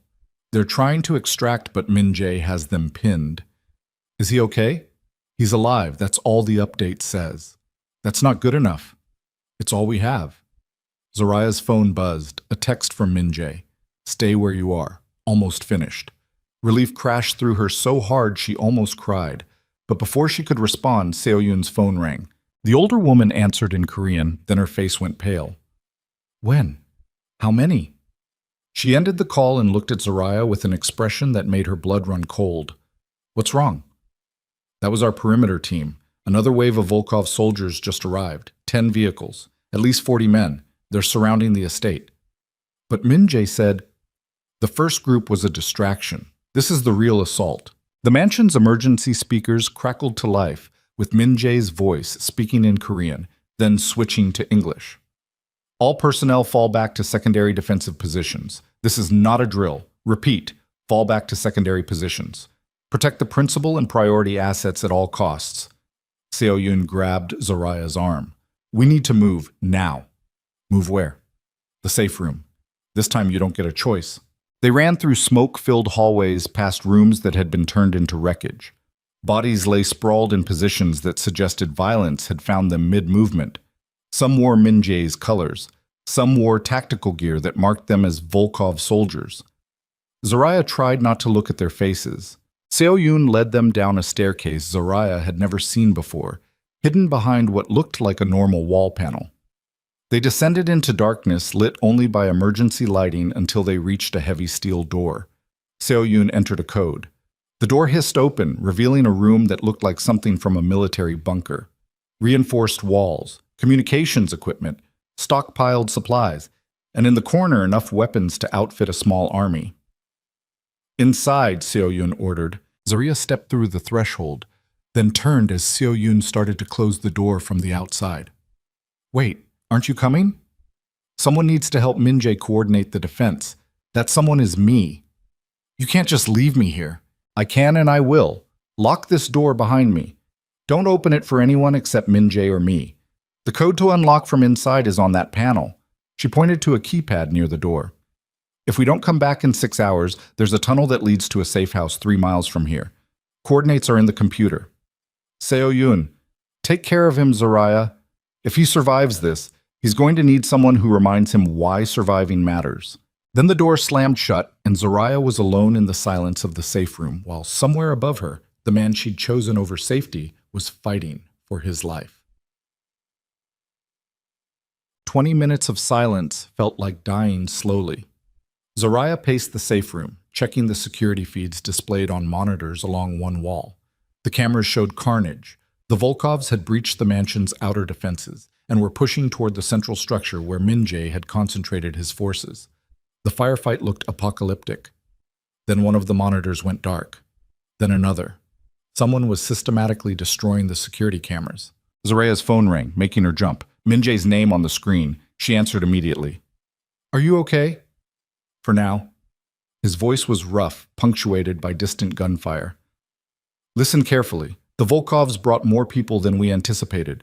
We're holding them off, but barely. If something happens to me, don't talk like that. If something happens to me," he continued, ignoring her, "Seo-yoon will get you out through the tunnel. There's money, new identity documents, everything you need to disappear." "I'm not disappearing without you."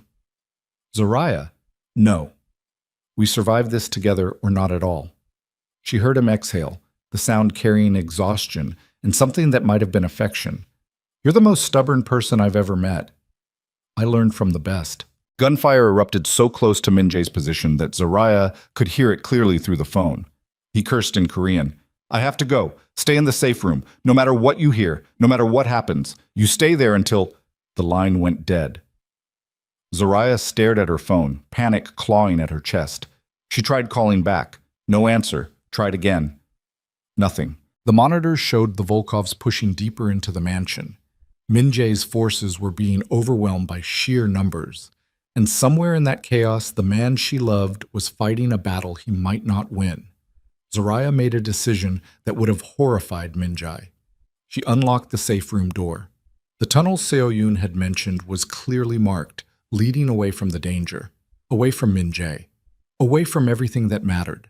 Zaraya went the opposite direction. She moved through the basement corridors with the Glock drawn, following the sound of gunfire like a beacon. Every survival instinct screamed at her to turn back, to run, to save herself. But she couldn't leave Min-jae to face this alone. The stairs leading up to the main floor were slick with blood.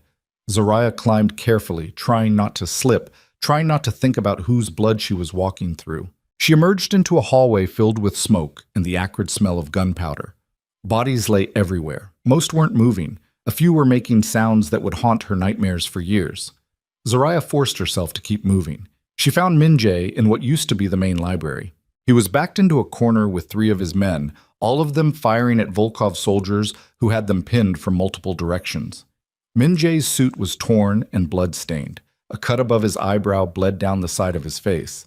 But his hands were steady and his eyes were focused with the kind of lethal clarity that came from years of surviving impossible situations. He didn't see Zaraya until she shot the Volkov soldier who'd been flanking his position. The man went down hard and Min-jae's head snapped toward her with an expression of pure horror. What the fuck are you doing here? Saving your life, apparently. I told you to stay in the safe room, and I ignored you. Move! She fired twice more, giving Min-jae and his men the seconds they needed to change positions.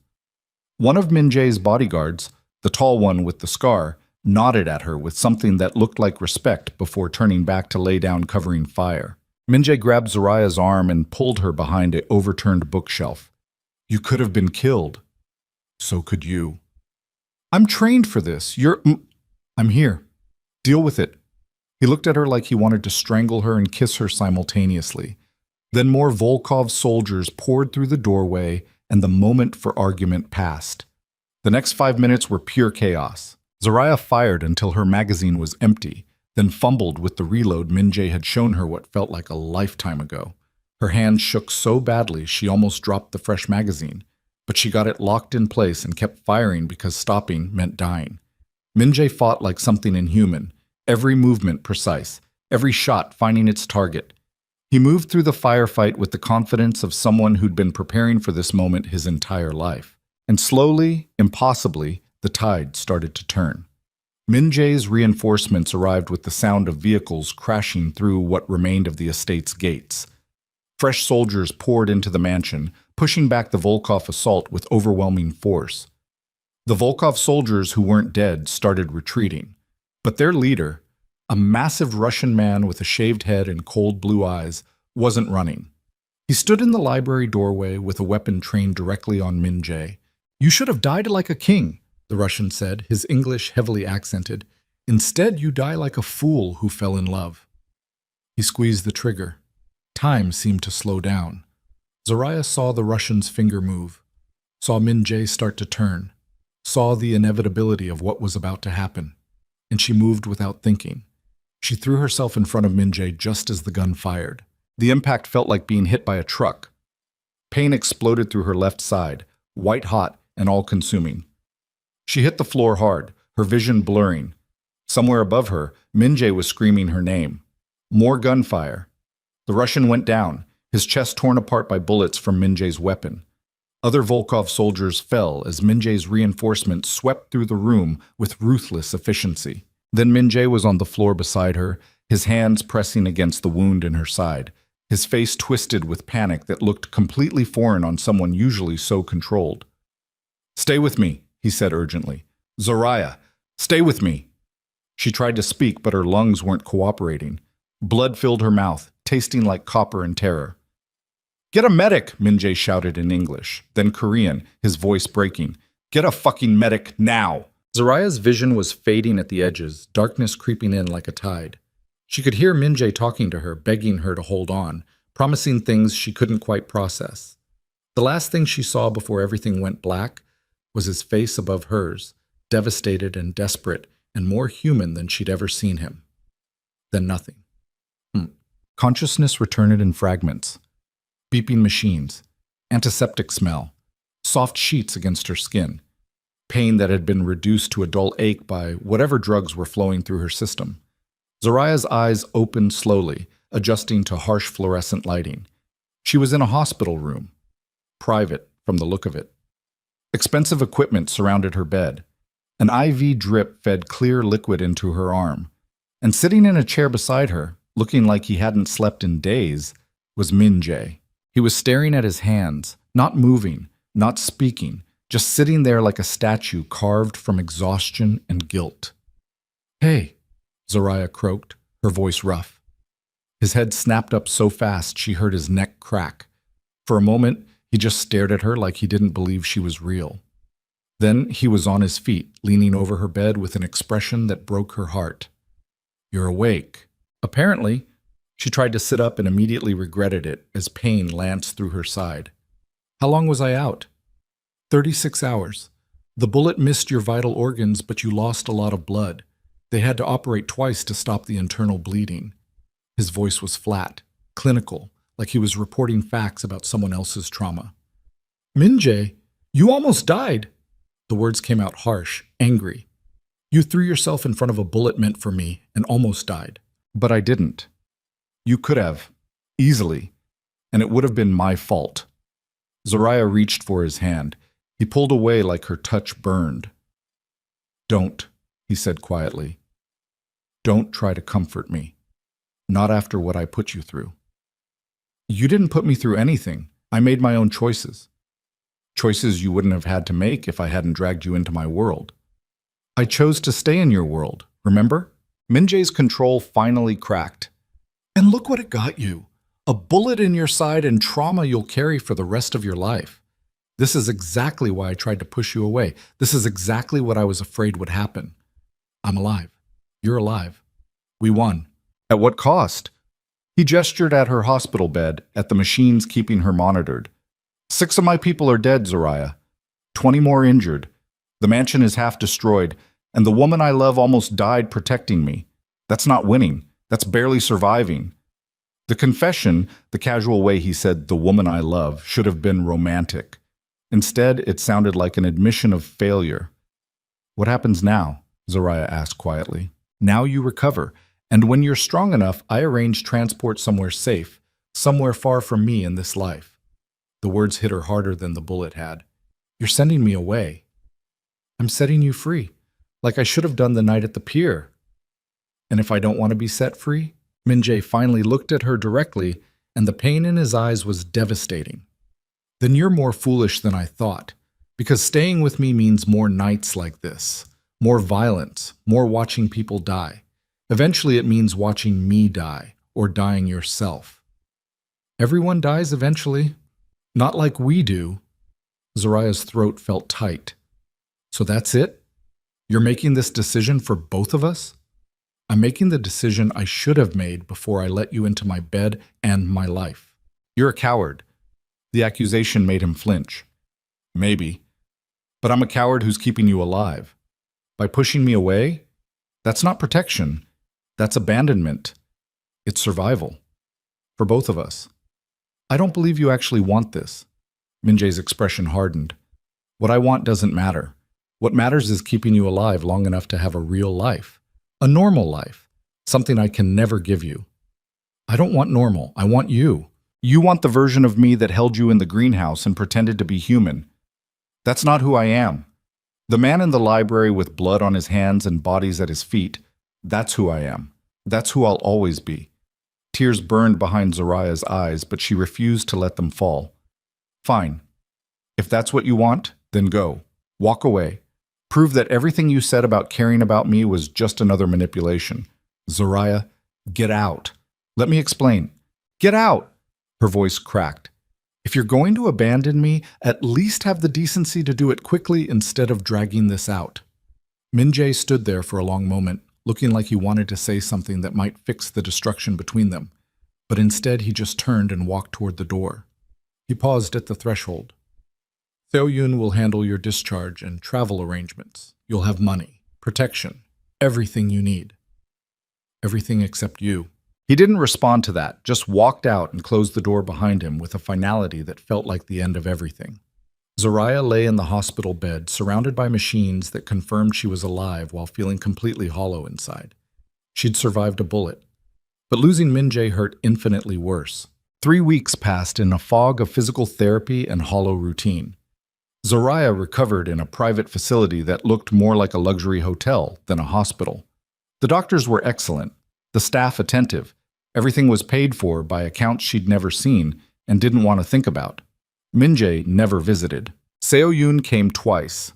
Once to bring clothing and personal items. Once to deliver an envelope containing a new passport, a bank account number with enough money to live comfortably for years, and a handwritten note that simply said, "I'm sorry." Zoraya had thrown the note away without reading it a second time. Her mother visited once, confusion and concern written all over her face as she asked questions Zoraya couldn't answer. Where had she been? Why was she in the hospital? Who was paying for all of this? Zoraya had lied through her teeth. A car accident, an anonymous benefactor. Everything was fine. Her mother hadn't believed a word but loved her enough not to push. On the 22nd day after the shooting, the doctors cleared Zoraya for discharge. The wound had healed cleanly.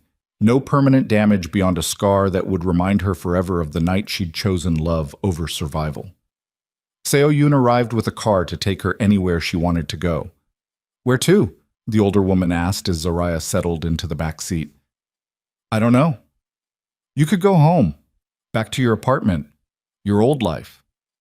That life doesn't exist anymore. Then you could leave the city, start fresh somewhere new, use the resources Min-jae provided to build something better. Zariah stared out the window at streets she'd walked 1,000 times before everything changed. What does he want me to do? Does it matter? Yes. Seo-yoon was quiet for a moment. He wants you to disappear, to be safe, to forget him and everything that happened. And what do you think I should do? I think you should decide what you want instead of living your life based on what other people think is best for you. The words settled into Zariah's chest like stones. What did she want? A month ago, the answer would have been simple. Safety, stability, a normal life without bullets and blood and men who ruled empires built on fear. But that person felt like a stranger now. Take me to Min-jae, Zariah said quietly. Seo-yoon met her eyes in the rearview mirror. Are you sure? No, but I'm doing it anyway. The older woman's expression softened almost imperceptibly. Then she changed directions, driving toward the parts of the city where glass towers met old industrial buildings and money bought silence. They arrived at a building Zariah had never seen before. Sleek, modern, the kind of place that screamed wealth without advertising it. Seo-yoon led her through a lobby where security nodded respectfully, into an elevator that required a key card, up to a penthouse floor that overlooked the entire city. He's in there, Seo-yoon said, gesturing to double doors at the end of the hallway. But I should warn you, he's not the same person you knew before. None of us are. Zariah walked to the doors alone, raised her hand to knock, hesitated. What if Min-jae refused to see her? What if he'd meant everything he said in the hospital? What if she was about to humiliate herself by chasing after someone who genuinely wanted her gone? She knocked anyway. Silence. Then footsteps approaching from inside. The door opened. Min-jae stood there looking like he'd aged 10 years in 3 weeks. His hair was longer, unkempt. Dark circles hollowed his eyes. He'd lost weight, his expensive clothes hanging looser than they should. But his eyes still held that same intensity that had terrified and fascinated her from the beginning. He stared at her like she was a ghost. Zariah, can I come in? For a moment she thought he'd refuse. Then he stepped back, opening the door wider. The penthouse was immaculate but impersonal. Expensive furniture that looked unused. Windows offering views that nobody seemed to appreciate. It felt like a place someone existed in rather than lived in. You're walking better, Min-jae said, his voice carefully neutral. The wound healed well? Well enough. Good. That's good. Awkward silence pressed between them like a living thing. I got your note, Zariah said finally. And the money, and the passport. You should use them. Get out of this city. Start over somewhere clean. Is that what you want? What I want doesn't matter. It matters to me. Min-jae turned away, walking to the floor-to-ceiling windows. Why are you here, Zariah? The doctors cleared you. Seo-yoon provided everything you need. There's no reason for us to see each other again. Except I'm in love with you. The confession hung in the air like something fragile and dangerous. Min-jae's shoulders tensed, but he didn't turn around. You're in love with someone who doesn't exist. Some version of me you created in your head during 5 weeks of captivity. That's not real. Isn't it? Because the man I fell in love with showed me his greenhouse and talked about his mother, spared my father even when it compromised his authority, held me like I was the only thing that mattered while his entire world burned down around him. That man exists, Min-jae. I've seen him. You've seen what I let you see. Moments of weakness in an otherwise brutal existence. I've also seen you covered in blood, fighting for survival, making impossible decisions, and I fell in love with that version too. He finally turned to face her, his expression hard. You fell in love with danger, with excitement, with the thrill of being wanted by someone powerful. That's not the same as loving who I actually am. Don't tell me what I feel, then explain it to me.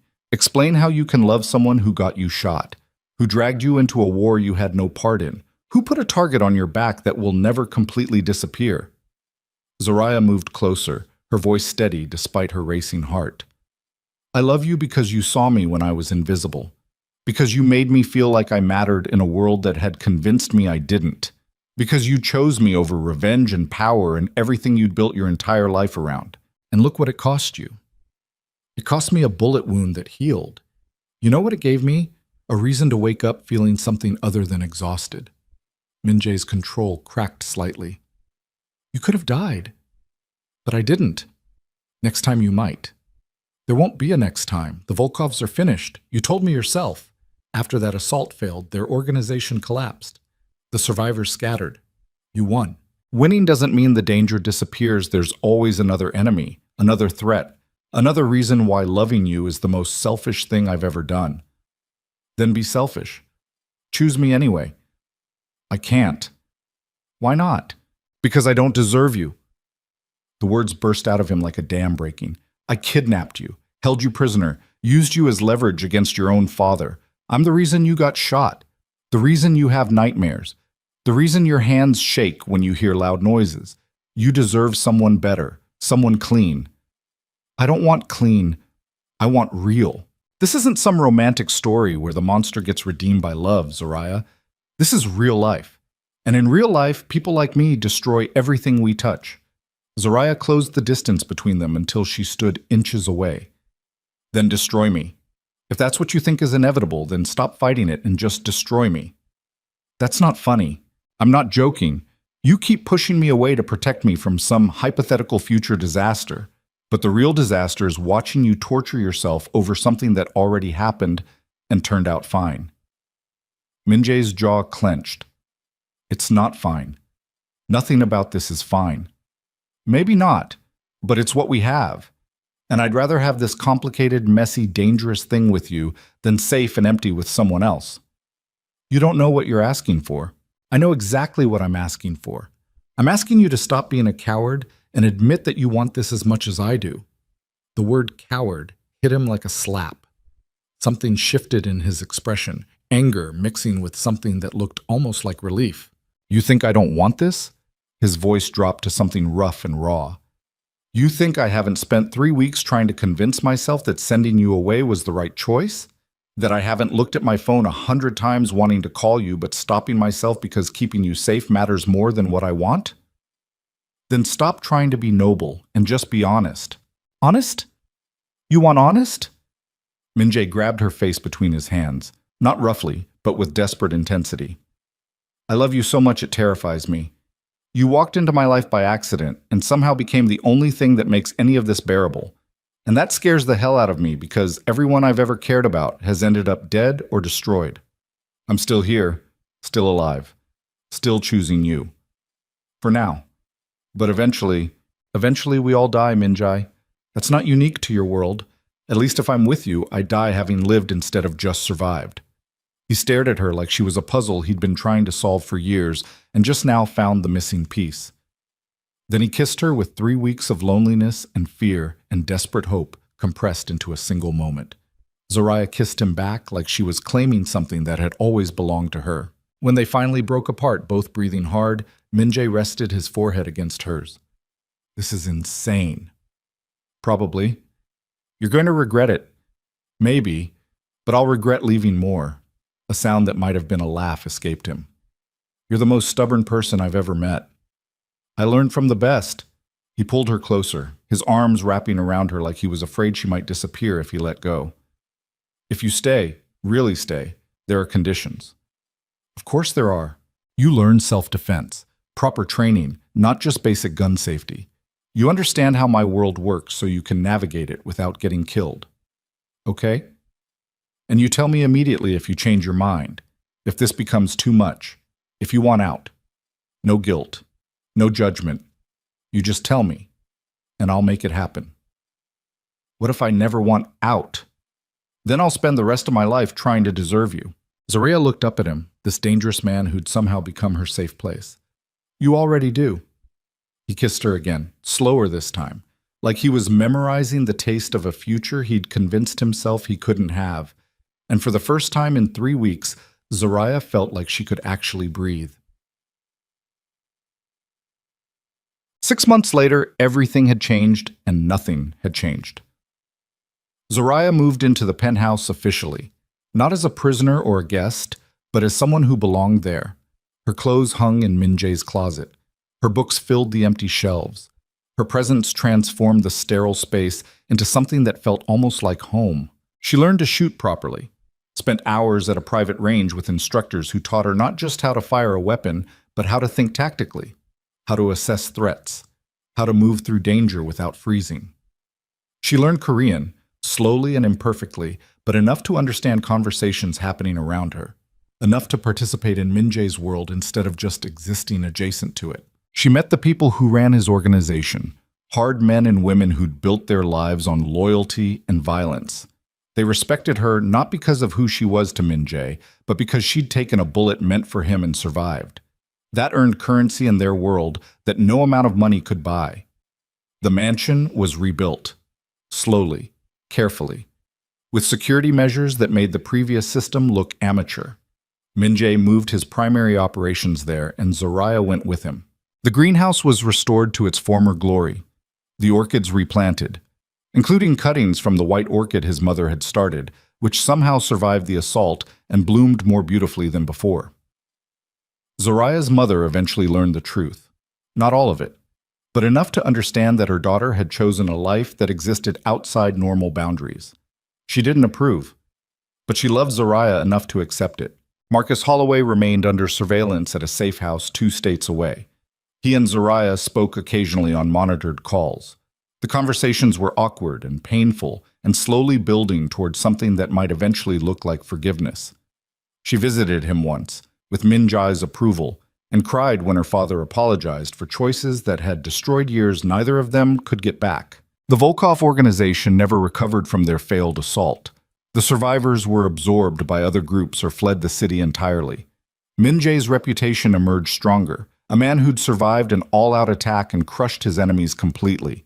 But he changed too, subtly, almost imperceptibly to anyone who didn't know him well. He smiled more, laughed occasionally, spent less time buried in work and more time in the greenhouse with Zoraya, teaching her about cultivation and patience and the strange beauty of things that required careful attention to thrive. He was still dangerous, still ruthless when the situation demanded it, still the most feared man in the city. But he was also someone who woke Zoraya up at midnight to watch lightning storms from the penthouse windows. Someone who learned to cook her favorite meal even though he had staff who could do it better.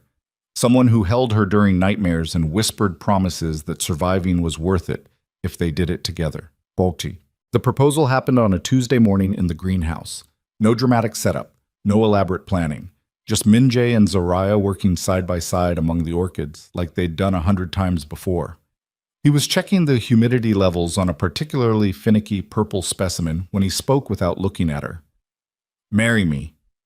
Zoraya's hand stilled on the plant she'd been watering. "What?" "Marry me," he repeated, still focused on his task like he'd asked her to pass him a tool instead of committing to forever.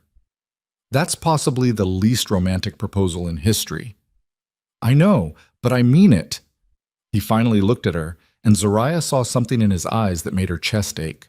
Vulnerability, hope, fear that she might say no. "Why?" she asked. But that's... "Because 6 months ago, you threw yourself in front of a bullet meant for me. And every day since then, you've chosen to stay even when leaving would be easier. Because you see the worst parts of who I am and love me anyway. Because waking up next to you is the only time I don't feel like I'm constantly preparing for the next war." He set down the humidity gauge and moved closer. "I can't promise you normal, can't promise safety, can't even promise we'll survive the next crisis that comes for us. But I can promise that whatever time we have, I'll spend it trying to be worth the choice you made to stay." Zoraya's throat felt tight.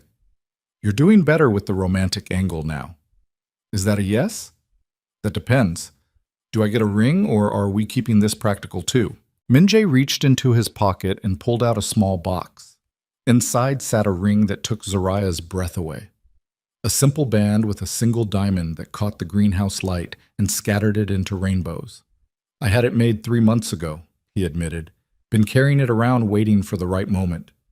Then I realized there's no right moment for people like us. There's just now." Zarya took the ring and slid it onto her finger. Perfect fit. Of course it was. Min-jae controlled every detail. Yes, she said simply. I'll marry you. Relief and joy crashed across his expression. He pulled her into his arms and kissed her like she'd just given him something he'd stopped believing he deserved. And in the greenhouse, surrounded by flowers that required darkness before they could bloom, two people who'd found each other in the worst possible way chose to build something beautiful anyway.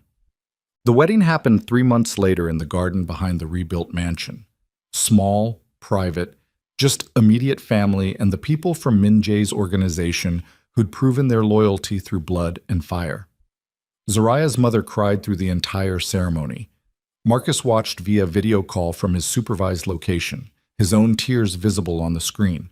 Seoyun stood as Zariah's witness, her expression proud and almost maternal. Min-jae wore a black suit that made him look like he was attending a funeral or a coronation. Zariah wore white despite every traditional reason she probably shouldn't, because if they were going to do this, they were going to do it honestly, acknowledging what they'd survived to get here. The officiant kept it short. No flowery language about destiny or fate, just the simple legal words that bound two lives together. When Min-jae slid the wedding band onto her finger beside the engagement ring, his hands were steady. But when he spoke his vows, his voice carried the weight of someone who understood exactly how rare and fragile happiness was in his world. I promise to protect you, he said quietly, to choose you over power, to love you even when it's dangerous, to build something with you that's worth surviving for. Zariah's vows were simpler. I promise to stay, to fight beside you, to remind you why survival matters when you forget, to love you exactly as you are. They kissed as husband and wife while their small gathering of dangerous people and complicated family applauded. And Zariah realized something that would have seemed impossible 6 months ago. She was happy. Genuinely, completely happy in a way that had nothing to do with safety and everything to do with choosing the right person to be reckless with. The reception happened in the restored ballroom, food catered by the best restaurants in the city, music played by musicians who'd been paid enough to never speak about who hired them, champagne that cost more per bottle than Zariah used to make in a month. She danced with Min-jae under crystal chandeliers that had been replaced after the assault. His hand rested on her lower back, just above the scar from the bullet she'd taken for him, a permanent reminder of the night their relationship transformed from captivity into choice. Any regrets? He asked quietly. About marrying a crime boss? Not even one. You're supposed to say I'm a legitimate businessman. We both know better than that. He smiled, actually smiled in a way that reached his eyes. We do. The song changed to something slower. Min-jae pulled her closer, and they swayed together, surrounded by people who'd kill for them without hesitation. What happens now? Zariah asked. Now we live. However we can. For as long as we can. That's not much of a plan. It's the only plan people like us get. Zariah rested her head against his chest, listening to the steady rhythm of his heartbeat. Then I guess we better make it count. Yeah, Min-jae agreed, his arms tightening around her. We better. Later, when the guests had left and the staff had cleaned up and the mansion had settled into quiet, Min-jae and Zariah stood in the greenhouse one more time. The white orchid, the one his mother had started and that had somehow survived everything, was blooming more beautifully than ever. Perfect white petals that seemed to glow in the moonlight filtering through glass walls. She would have liked you, Min-jae said, staring at the flower. Your mother? Yeah. She always said the strongest people weren't the ones who never broke. They were the ones who broke and rebuilt themselves into something better. Is that what we did? Rebuilt ourselves? I think we built something new, something that didn't exist before. Zariah laced her fingers through his, feeling the wedding band press against her skin. Something worth protecting. Something worth dying for, Min-jae corrected. Then he paused, and more importantly, something worth living for. They stood there together in the darkness, two people who'd found each other in violence and chosen to create something gentle. Two people who understood that survival wasn't about avoiding danger, but about finding someone worth being dangerous for. The city beyond the greenhouse walls would always be brutal. Min-jae's world would always carry risks that normal people never faced. But in this moment, surrounded by flowers that bloomed in carefully controlled conditions, they had peace. Zariah thought about the exhausted waitress who'd fallen asleep on a subway train 6 months ago. The girl who'd felt invisible and trapped and desperately lonely. That version of herself felt like someone from a completely different life. This Zariah, the one wearing a wedding ring and standing beside the most dangerous man in the city, had been forged through captivity and bullets and impossible choices. She'd been broken down and rebuilt, and somehow emerged stronger than she'd ever been before. "I love you," she said quietly. Minjae turned to look at her, his dark eyes soft in a way they only ever were with her. "I love you too, even though I probably shouldn't. Especially because you shouldn't." He laughed. Actually laughed. The sound echoed through the greenhouse like something precious and rare. And in that moment, Zariah understood something profound. Happiness wasn't about finding perfection. It was about finding someone whose broken pieces fit with yours in a way that made both of you whole. They were damaged, dangerous, completely wrong for each other by every conventional measure, but they were also real, and alive, and together. And that was more than enough. Outside, the city continued its endless cycle of violence and survival. Inside the greenhouse, two people who'd survived impossible odds held each other and watched orchids bloom in the darkness. Some love stories started with destiny. Theirs started with desperation. But it ended, or really began again, with a choice made freely by two people who understood exactly what they were choosing: danger, complexity, uncertainty, and underneath it all, love fierce enough to make surviving worthwhile. The last subway train that had brought them together rattled through distant tunnels, carrying strangers toward unknown destinations. But Zariah and Minjae had found theirs, not in safety, not in simplicity, but in each other. And that truth, raw and imperfect and completely real, was the only ending their story ever needed. Peace to